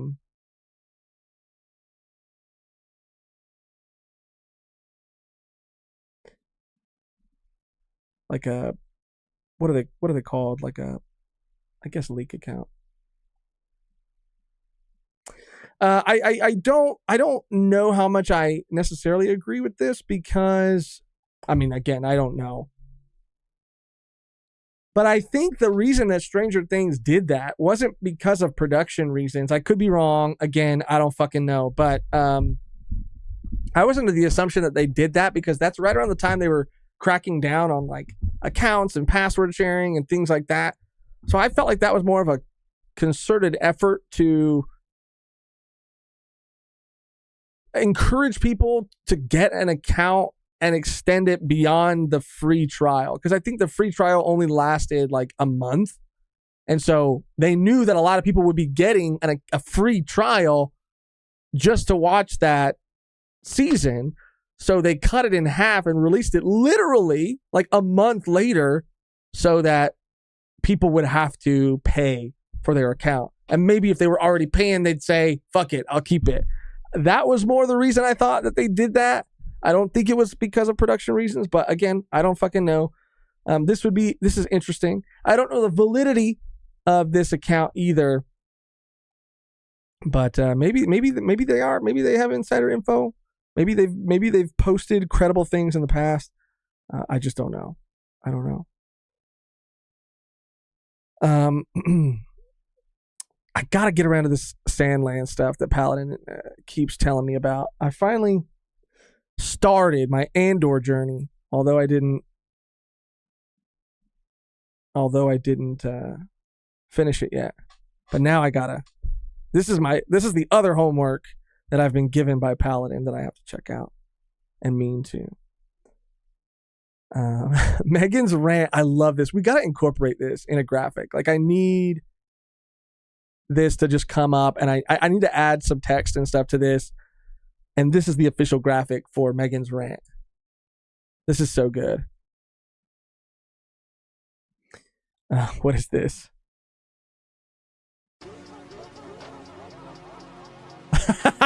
So funny. That's crazy.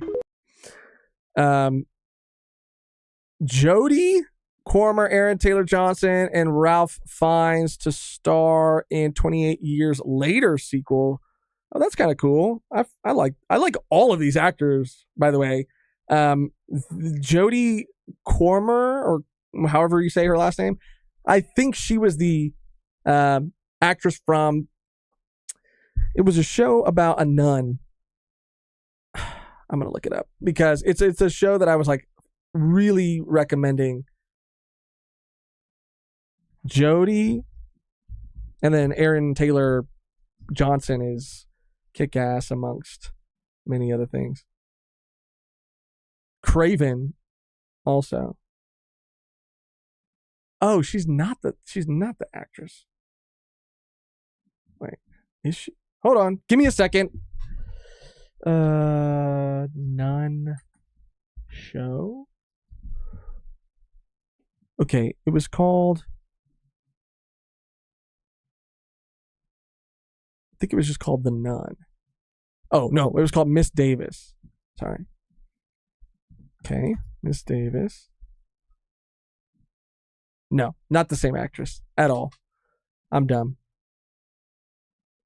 But you should watch The Nun, though. Or Miss Davis.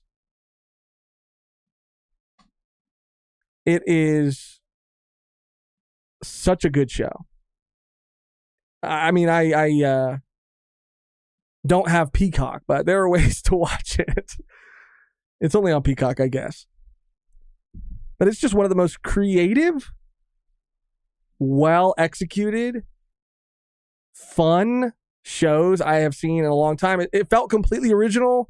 I don't know if it's based on anything, but it was so good. It's essentially, without giving anything away, it's about an artificial intelligence called Mrs. Davis that this nun is like trying to take out in her search, while at the same time, I guess, searching for not the Ark of the Covenant, but what the fuck is it called? She's looking for. It's the fucking. It's the Arthur Knights of the Round Table chalice. What is that thing? Holy Grail. The Holy Grail. Yes. It's really good. But that's not the actor. She looks like that actor, though.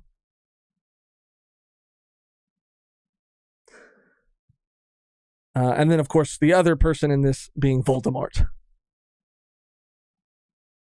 But this is exciting. I mean, these are great actors. That's something that I would be really interested in. I know Megan, too, would love it. She's a zombie. She's a fucking zombie. She's a zombie. I was going to say she's a zombie hoe, but it feels wrong saying that with her not here. She's a big zombie fan. Let's just say that. My Oni girl, Megan just watched this trailer before we went live. I wish she was here to talk about it. It looked really cool from the poster. It looked very Miyazaki inspired, at least in its art direction. It looked fun. It looked cute. It's coming to Netflix. I'll watch it. Oh, it's January, March, April. Oh, a month from today. I can't. Again, time. What is time? But it looks fun. We'll probably check this out, especially since it's a movie. If you both decide to watch Yuri on Ice, you should pick the sub just to change things up from the dub experience you originally had. This is from Test in the Discord as well. And I agree that that'd be interesting. I think one of the reasons that me and Megan gravitated to the dub the first time we watched it was because, and we talked to, let me just switch off. We talked to Brent about this in the Adulting and Anime episode, but it was around the time where in dubs,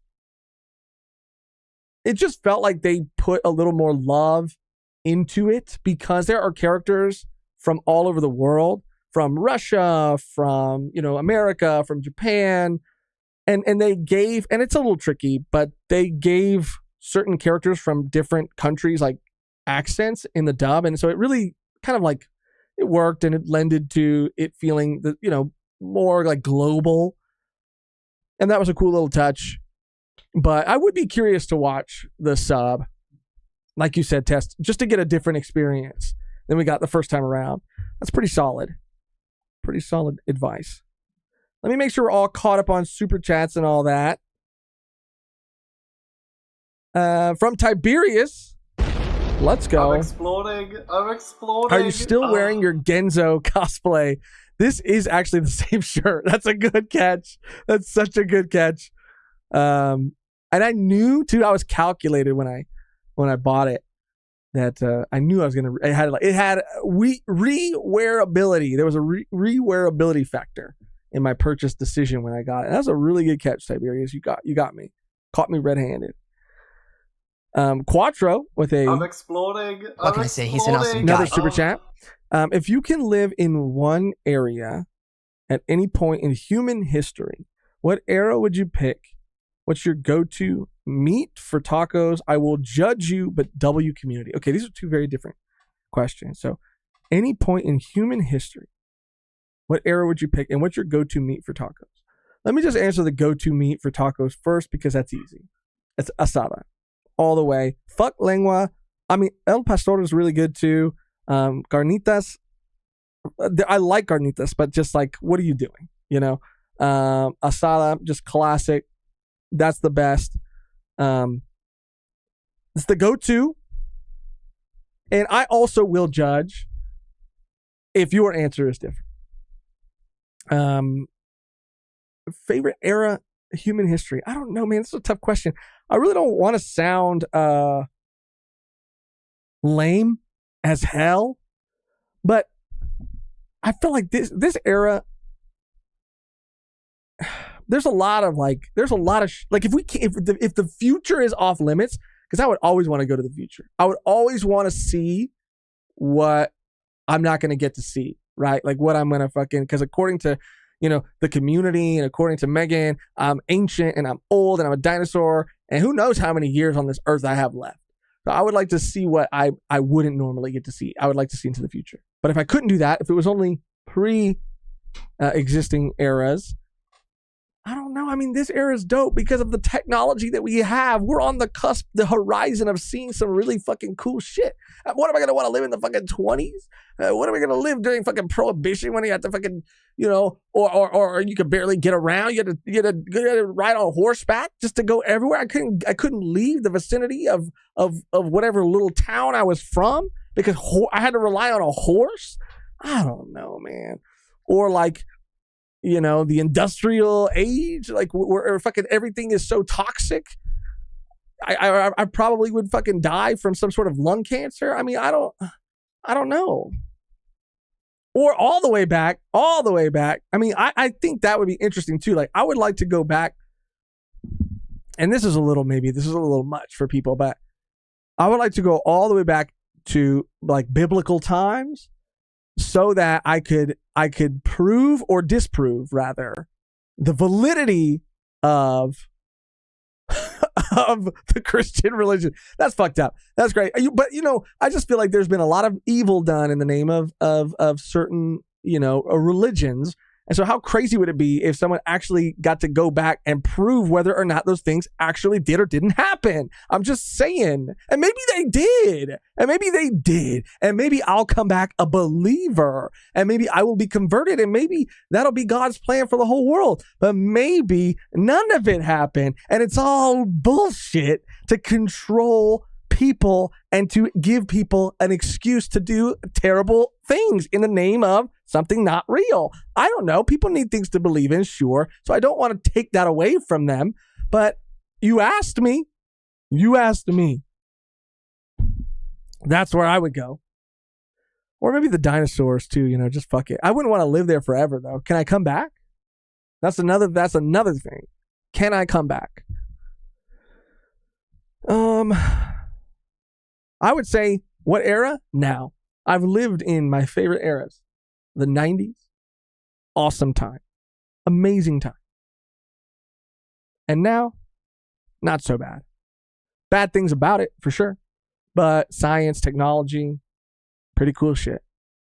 Streaming, all these things that we can do, like, even like film and television, like, we're able to, I'm a nerd. I like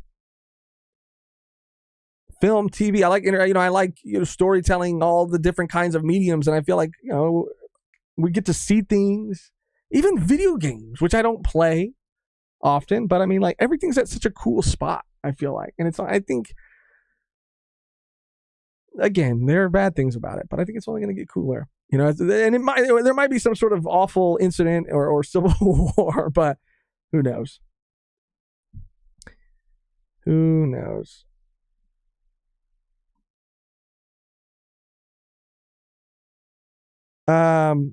Swaboosh said, what the hell did I come back to? Blame Quattro. Okay. Eddie said, I like the witches era, like the Salem witch trials. Quattro said, shout out us 90s babies. I was born in 99. Let me feel included. You barely made the cut. And I don't even know if you really count because you weren't, you were like alive, but how much of it did you get to experience?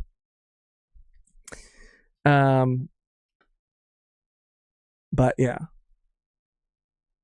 Tiberius said, go back, see the first Super Bowl and how much slower the game was. So you leave halfway through. Yeah, that's crazy too. I always think that's crazy. And it's a good analogy for, I think, a lot of things in life. But I've heard people talk about athletes who were like MVPs, like, Magic Johnson or whatever, basketball, the peak of the league, the height of that, like at that time in that sport, like they were the best. Like if they played in their prime now, they would be one of the worst players ever, just because of how the game has evolved and how like everything evolves. I don't know. It's just crazy because like they're people, right? And you just don't think about that happening that way. But like people have gotten crazier, like more insane physically. I don't know. Football used to be slower, said Kev. Yeah, dude. I don't know. I don't think I've ever watched a football game for more than 30 seconds. That's not a joke. Yes, I used to bartend and they used to play sports. I fucking never watched a single game. No shade. If you like sports, you like sports. That's cool. That's your thing. It's just not my thing at all. And I think I'm so passionate about it because, I had a dad who really tried really hard for a period of time to get me in to sports before he realized his efforts were in vain and I would never come around. But yeah, I never watched. Basketball was the only sport I kind of liked, but never really followed. Yeah, I would always turn away. Never watched more than 30 seconds. I would say the same of a fight too. MMA, boxing, nothing. Josh, we'll go to a football game. I got you, said Quattro. Let's go. They got good food. I know it's expensive, but if you're treating, I'll be there.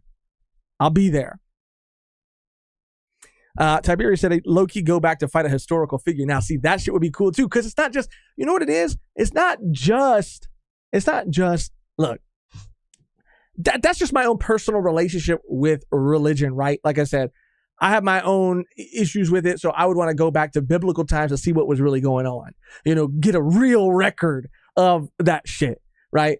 But I don't want to take anybody's belief away or faith away. Whatever. I don't mean to be like that. I mean let people do whatever they want to do as long as they're not hurting anybody else, right? But also that works for historical figures because there are some historical figures I'd like to go back and fuck up. Like Thomas Edison. I would like to go back and fuck up Thomas Edison. Like fuck him up too. Because of some things that we have omitted from our own history. When we teach our children about electricity, who do we teach them about? Thomas Edison, the animal abuser who would electrify dogs in the streets to prove that Tesla's current, I forget if it's alternating, it's AC or DC, whatever, not the band, the current, but to prove that one was worse than the other would fucking electrocute animals in the street. Okay, but it was all bullshit. It was all bullshit, and Tesla figured out ways to provide energy in a more free way for people, in a more natural way for people. But you can't make money from being free, from being natural. There's no future in that. Okay, there's no fucking money, frankly, in that. So I'd like to go back and fuck his ass up.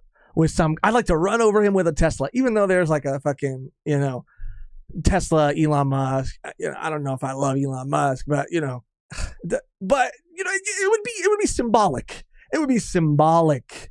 You know what I mean? That's also cool. Yo, wait, I want to see Teddy Roosevelt wrestle that bear. Bro, you guys got some really good ideas for things that you'd like to do in history. Quattro, here comes tinfoil hat Josh. What have I done? Bro, I'm just saying. So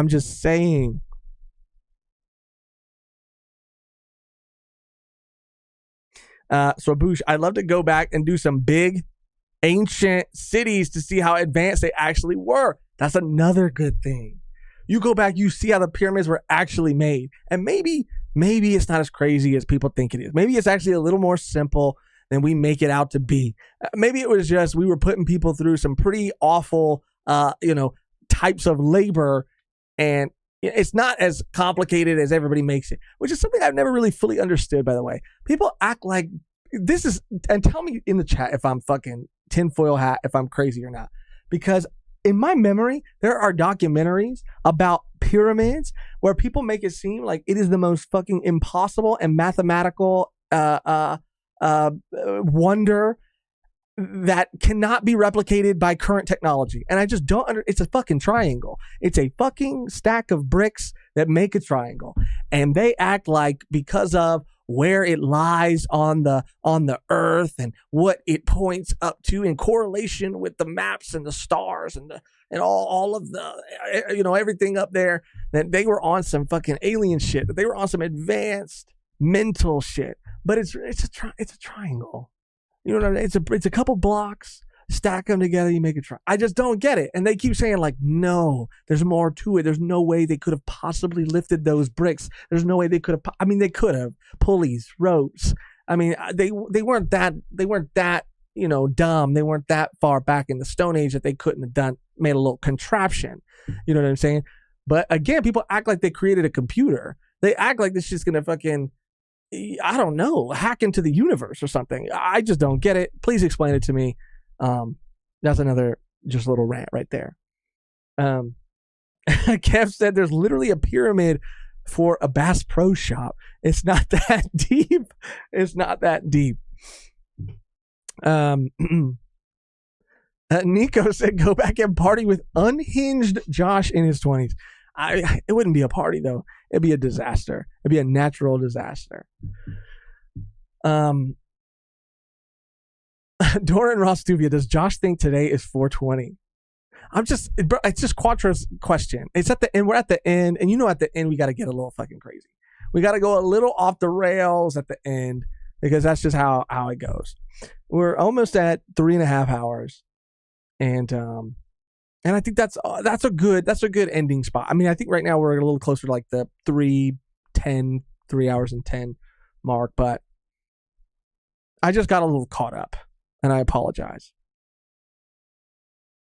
Kev, though, is posing another interesting question. Josh, thoughts on going to a Dodgers game?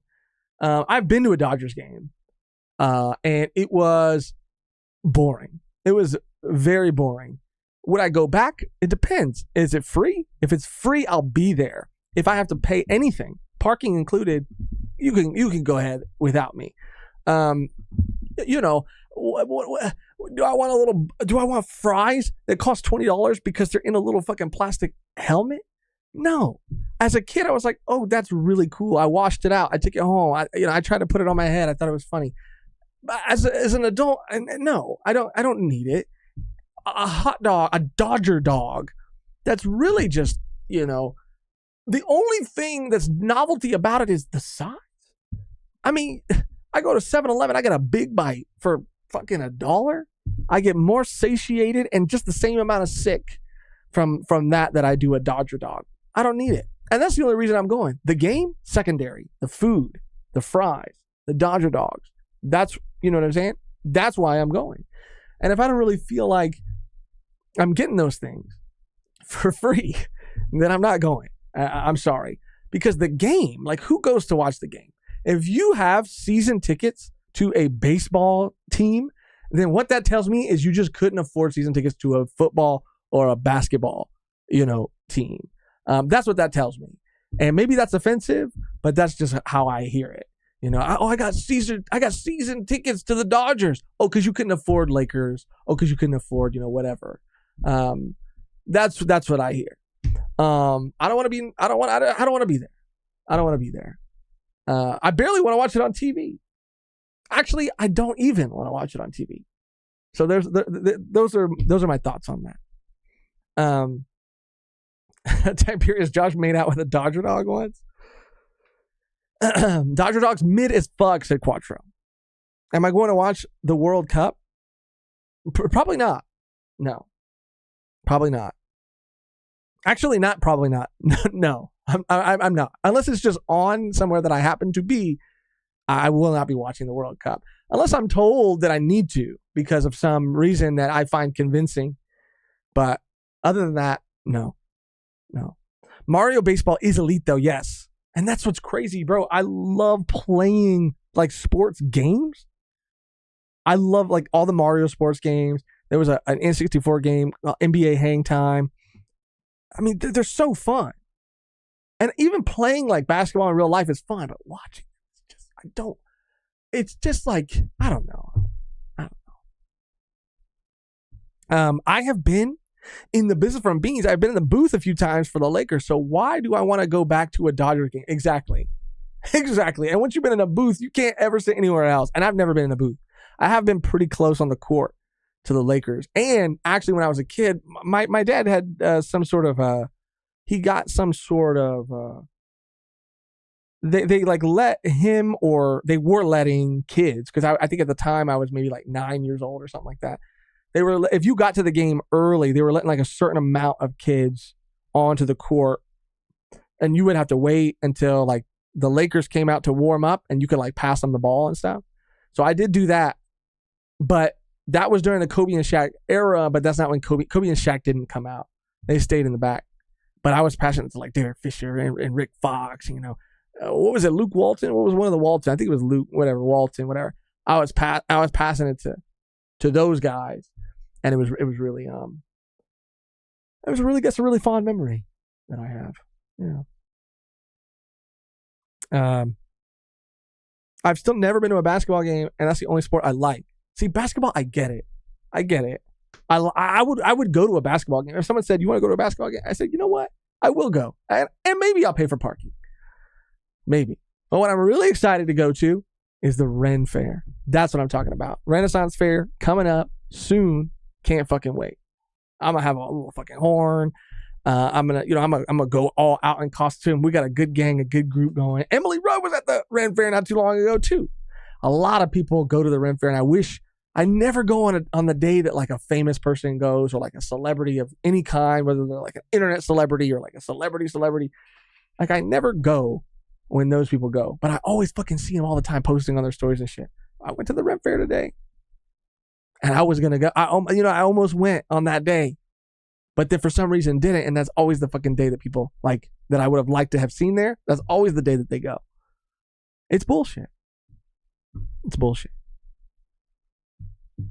Bean said, I went to the Ren Fair when I was a kid and it was so dope. Hell yeah, dude. It stays dope. Bro, I'm telling you, we went last year and it was so fucking crazy. I've never seen anything like that in my life. I feel like they upped the ante. They had some great performers. The jousting was wild. It was intense. The blood splatter, the choreography, the fucking little, like the little, like the mechanics of the blood and like how they had it all like set up was crazy, dude. Like I really thought someone got killed out there in the dirt, but it was just that well put together.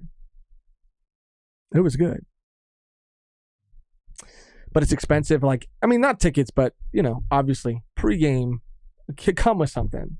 If you're planning on, but that's anywhere. If you're planning on drinking or whatever, the drinks are crazy. Tiberius said, I'm doing a roast of JJK for the channel, but honestly, we talked about you having a roast. I think it would bang. I think a roast would be so fun, like a proper roast. It really just is like the planning of it. And I think it'd be fun if we even like, if it was like me and Megan and like everybody got to send in like roasts for us, it would be fun. But it would be also really fun if we got like other creators who were down, and maybe we could run some of the jokes by them or something first, so we don't like spring anything on them. Or maybe we could just be the judges of like what's okay or what we think they would be okay with. But that would be so fun, man. I think that'd be really fun. But I that's the thing. Like when I hear ideas like that, like I don't want to just do them half-assed. Like I don't want to just say like, okay, like let's do it, and then because of everything else, at the end we're like scrambling to put everything together, and it finally comes, and we do it, and it's like good, but it could have been better. Like I don't know. I just really like to make something as cool as it could be, or as good as it could be. I like to give that idea like the best chance of succeeding, and maybe that's not always a good thing, because maybe sometimes it's just better to execute something than it is to fixate on things that you might never have the time to do. I don't know, but it's a good idea, and I do want to do it. Nux and Cole, that'd be so funny. They would be down too, 100%. They would be so down, and they would fucking fire back, and they would have some funny shit to say. Josh is pre-gaming. The demon Josh is back. I'm not pre-gaming, but everybody I'm with is pre-gaming. You know that. And in my drinking days, I was a king of pre-gaming, dude. I would get creative too. I would get creative with how to pre-game. And I still got a couple tricks up my sleeve. And if anybody needs advice on or help with, I got you. We can get you whatever you want into wherever you want, and we'll make it. And that's a Josh guarantee. Or your money back. An Oda roast. That would be pretty funny. Josh, come back to the motherland and pull up to Virginia. I'm going to pass, Squatcher. I'm going to pass. All right. I mean, I could stay here, and I could just talk to you guys. I could shoot this shit forever. I really could. And that's the danger when Megan leaves. I have no one to rein me in, and that's not always a good thing, because sometimes things do need to end. And I think we're at the end of our time here today, even though, like I said, I don't want to go. But what am I even saying? What am I even talking about? I'm talking about Ren fairs, and I'm talking about baseball games, and I'm talking about going back in time to eras in history. Sure, it was a great question. And yes, I am very passionate about a lot of these things, whether it's because I love them or I don't love them. But at what point is it just yapping? At what point am I just yapping? And don't get me wrong, I love yapping. I'm the Yap Master General, okay? Professor Yaps a lot is what they call me. But I have to cut even myself off sometimes. Tiberius said you were connecting with your community on a community live stream, and that's a great point. And if that is some sort of challenge or some sort of dare to stay on longer, I'll do it, because I'm looking for a reason. I'm looking for an excuse. There will be. This is funny. There will be more One Piece live action news to talk about in 15 minutes, probably. And that might be true. So let's just sit back, relax, and wait to see if that happens or not. There are some other things that I do want to talk about. I'm putting that out there. But even Winston is getting me excited about another thing by saying, only got to wait about 3 more weeks for Doctor Who, so hyped.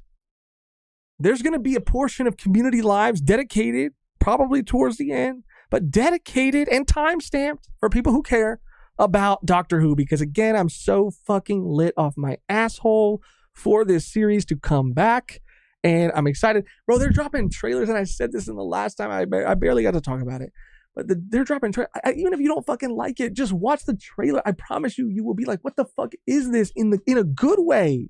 In a good way. They got a budget for a TV show that looks better than Quantum Mania and the Multiverse of Midness. I don't know how they're doing it. I do know, actually, because the BBC have teamed up with Disney, and Disney means money. It doesn't always mean quality, but it means money. So I'm looking at shots. I'm looking at things happen in the trailers, fucking musical notes wrapping around characters. And I feel like a painting has come to life. I feel like this is, characters and situations that I never thought I'd see at this quality. It's better. It looks better than visual effects that I've seen in Marvel movies recently. And that's what I'm saying. Even if you don't give a fuck, it's 2 minutes, maybe 2 minutes, 30 seconds. Watch the trailer. It's good. And this is a perfect point to jump in because they're treating it kind of like a reboot. Kinda. So I'm sure they'll call back to things. I'm positive they will. But I feel like you could also probably start here and then see if you like it or not. And if you do, maybe you go back, maybe you don't. Who gives a fuck? Just watch it. Check it out.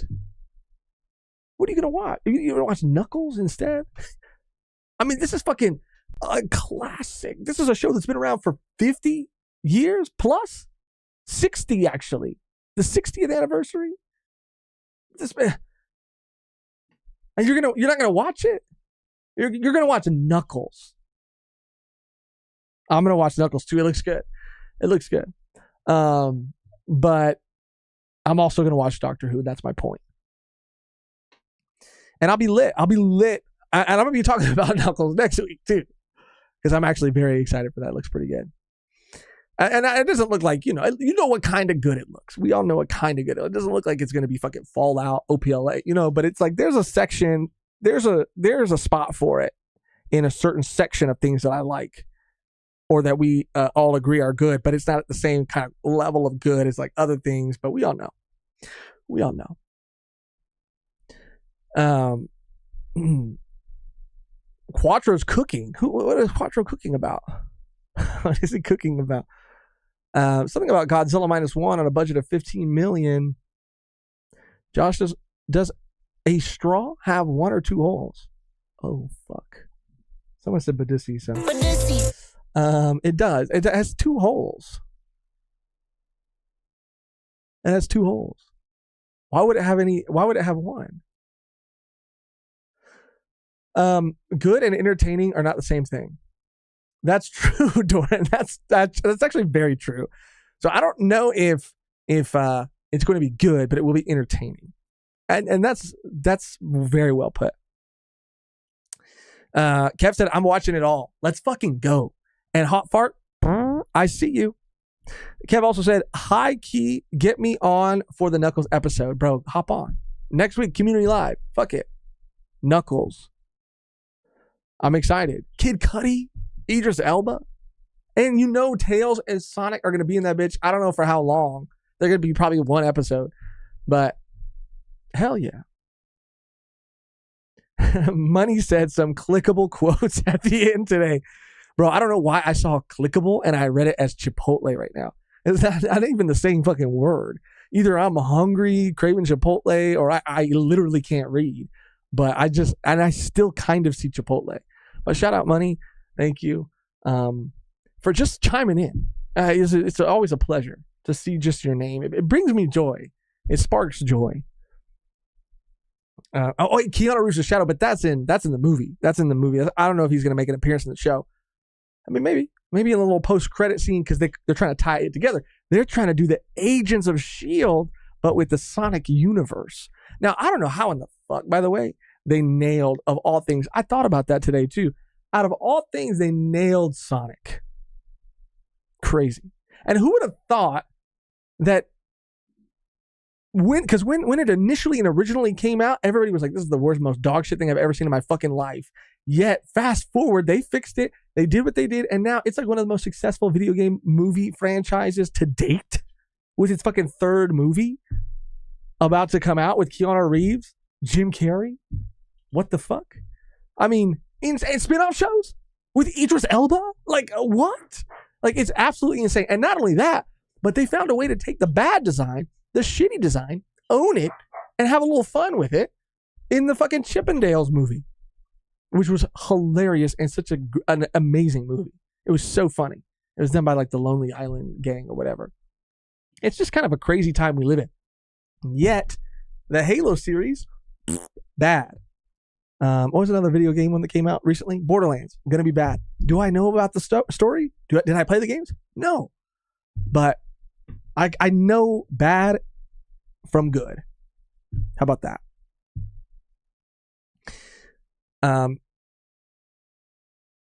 Kev said, what species would Josh and Megan be as Sonic characters? I don't know that I would be an Echidna Warrior, but I because I don't know if I have that energy, but I would like to be.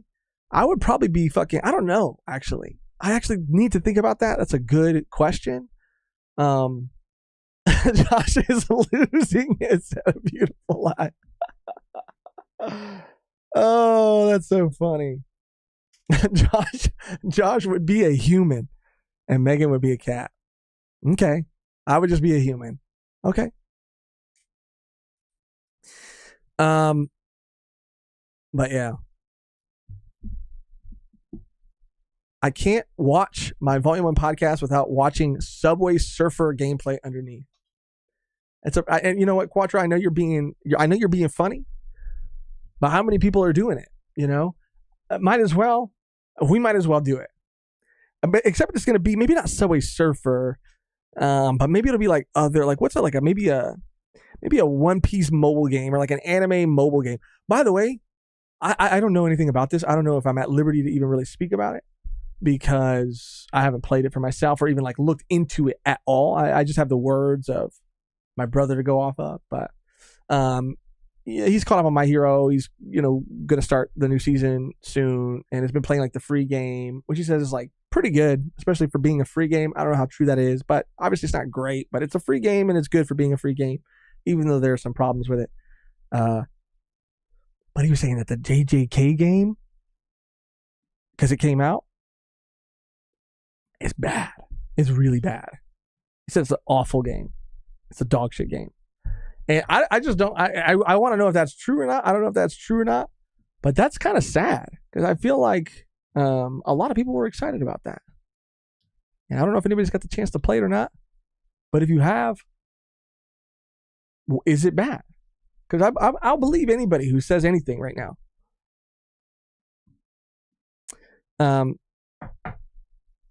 Andor Volume 1 watch party at 7 p.m. tonight. I wish. I gotta edit. And that's kind of, I'm kind of procrastinating right now too, honestly.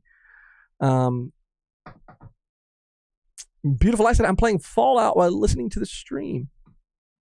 You know what's crazy is I've been really into obviously Fallout, but like learning more about the games. Megan's been putting me on to more about 4. I've been even kind of watching her play a little bit from time to time, whenever I can. I really want to start playing.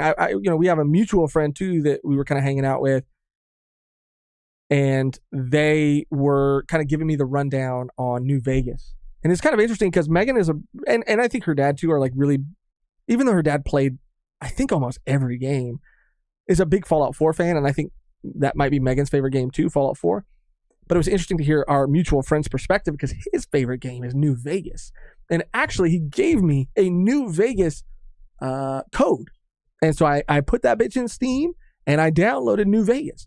Now, he said that it's interesting because you do get a lot of, he said that it's his favorite for a lot of reasons. There are more, he likes the factions a little bit more in New Vegas, the storylines a little bit more in New Vegas. And there are things that they focus on in Fallout 4 that he didn't think were conducive to being a good follow-up or a good game, specifically with certain like crafting and building of bases and things. He didn't think that that they put a lot of time and energy into that, and that it didn't really need to be focused on that because there are other elements of the game that people play that game for that could have used more attention. Anyway, his opinion. But he also said that Fallout New Vegas is almost impossible to play by itself because of like how laggy or how like you can't do certain things. So he said it becomes the most playable. Like it's one of the only games that he encourages to play anybody to play with mods. So I downloaded the game last night. I'm considering getting some of the mods he was suggesting to kind of like help the game run a little bit better. And then I might dip my toe in. I'm fucking Fallout crazy right now.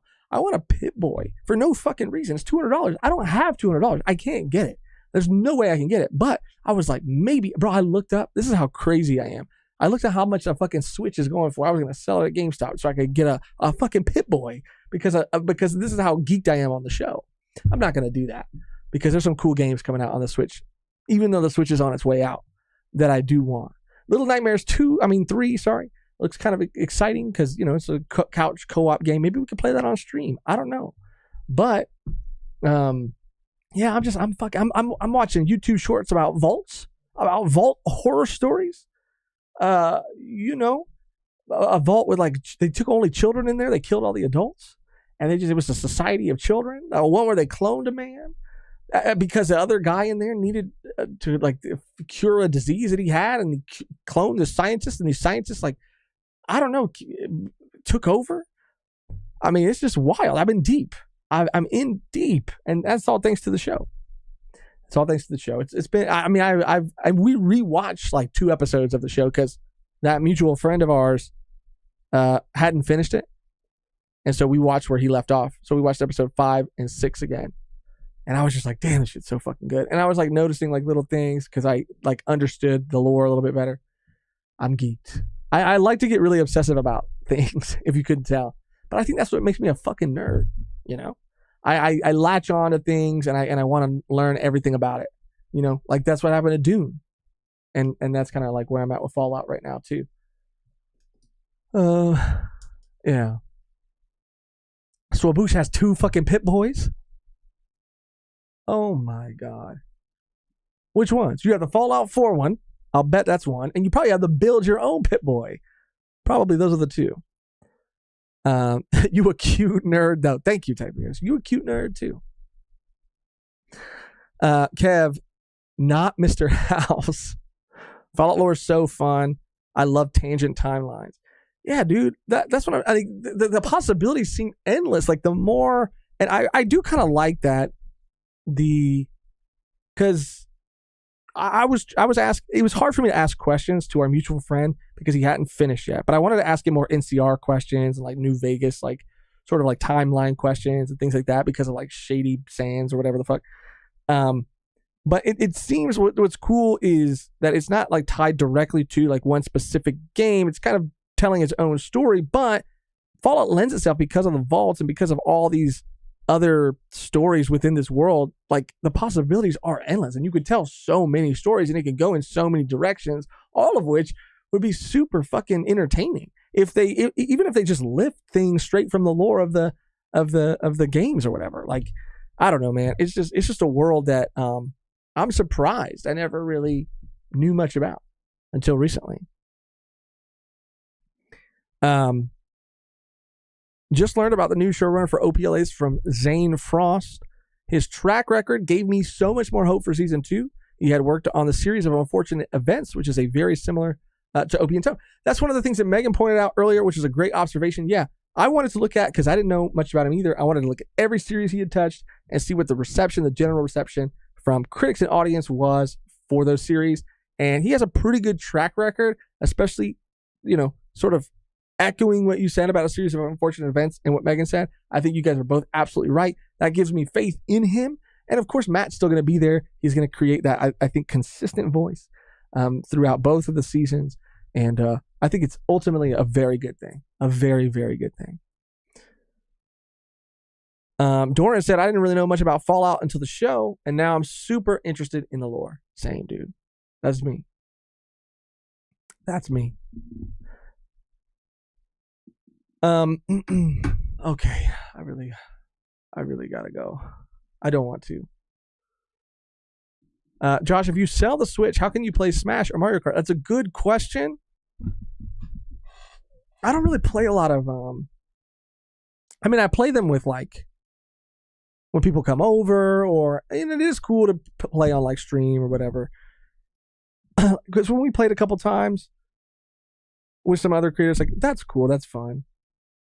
And they're good like company games, but I don't really play them on my own that much. I do want to play Little Nightmares 3. And I'll be honest, it's really, I mean, what else? Oh, obviously the new Pokemon game, but I think that's going to be on the new Switch system, console. I'm almost certain. But yeah. Anyway, thank you for being here, sticking around, for humoring me. I love these portions of the lives where, you know, we just get to kind of go off the rails and be crazy. Say whatever the fuck comes to mind. And yap, honestly, yap. Let's be real, yap. It's my favorite part of the day of almost every live. Hot Fart said, or Re4. Yeah, Megan is going to soon. I mean, again, it's just like time, but we haven't forgotten. And she's been playing Fallout 4, but she's been saving Resident Evil 4 for streaming again. So we got to do that soon. And Test is also saying don't sell the Switch unless it's for a ton. I mean, I really wouldn't, but I really did think about it. I wouldn't. Ultimately I came to the decision like, no, what are you fucking? You're a fucking addict right now. I mean, maybe that's what it is too. I have an addict brain. I'm sober, but I still have like an addict mentality, and so I'm like, what can I sell? What can I pawn? To get this thing. I'm chasing something. I'm chasing that dopamine hit because there's nothing like that dopamine hit you get. Like I've said it a million times. I'm a sucker for like props and things from shows. It makes me feel like that world exists and I have a thing from that world. It makes the world feel more real. I love it. I'm addicted to that fucking hit because it feels so good, dude. When you get something and you open it up and you hold it in your hands like a piece of this world. Oh my God. And this one's die cast with a weathered fucking finish to it. An actual LCD screen that can be an alarm clock and actually has animated settings and features, screens for you to flip through. Padded on the inside. Screen accurate. But I realized I'm not going to do it. I said, no. Stop being silly. There are just some things that you can't have. So I'll probably make one.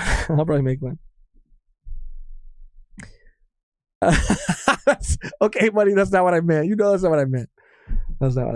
But anyway, the only thing left to do now is to get out of here on our outro. It's always the same and never changes, which today I'm going to need some help with. So anybody in the chat, fire them off and we'll decide on one together. Housekeeping. Code Geass.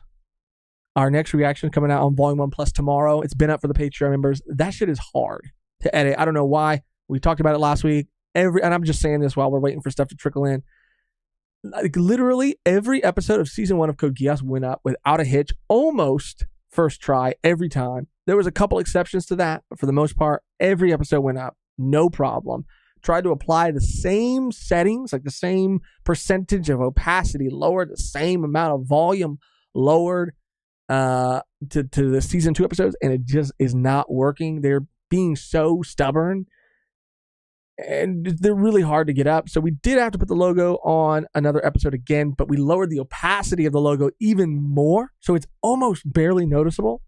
But, it does the job to get it past copyright.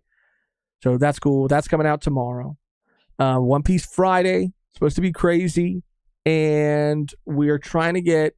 we got Adulting in Anime. I'm working on it this weekend. It's been hard, but it should be... Maybe, I don't know. I don't want to give a date. I don't even want to give a time. But soon. I'm working on it. And, yeah, Dunlin soon too. We got a lot. But those are the things that you can expect soon that are coming up. Tiberius said, wait, there's probably OPLA news. Doctor Who, hey Knuckles, suck my nuts? Paladin, Berserker, Jedi, why the fuck would you say that?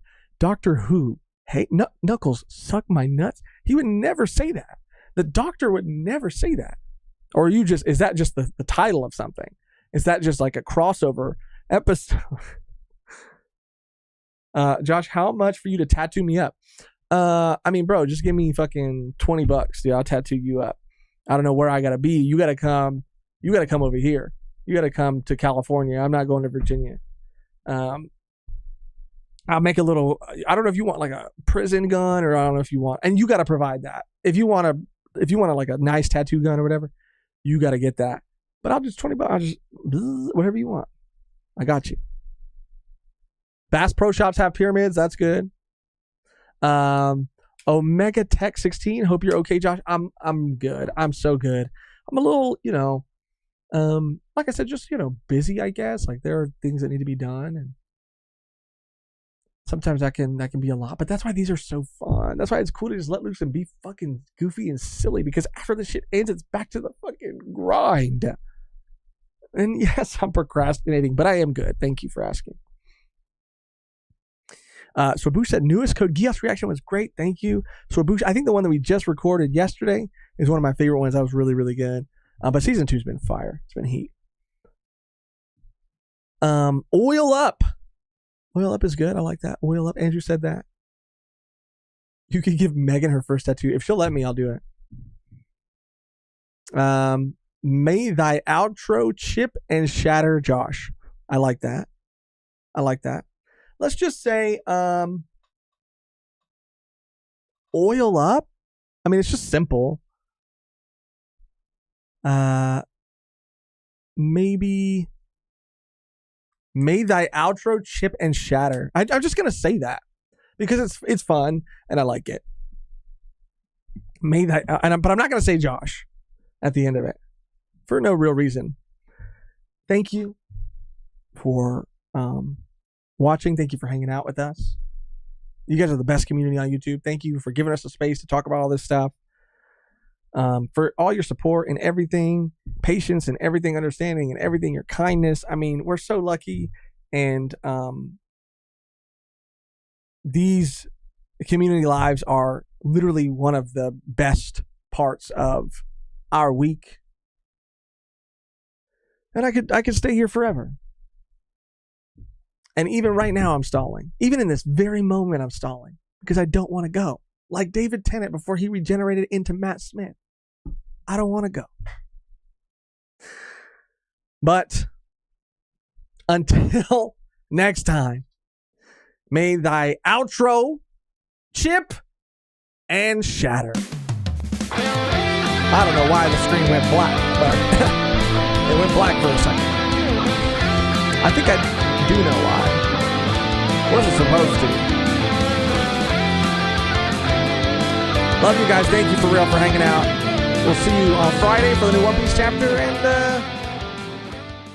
and yeah, I'm still here. I can't leave. Okay, for real though.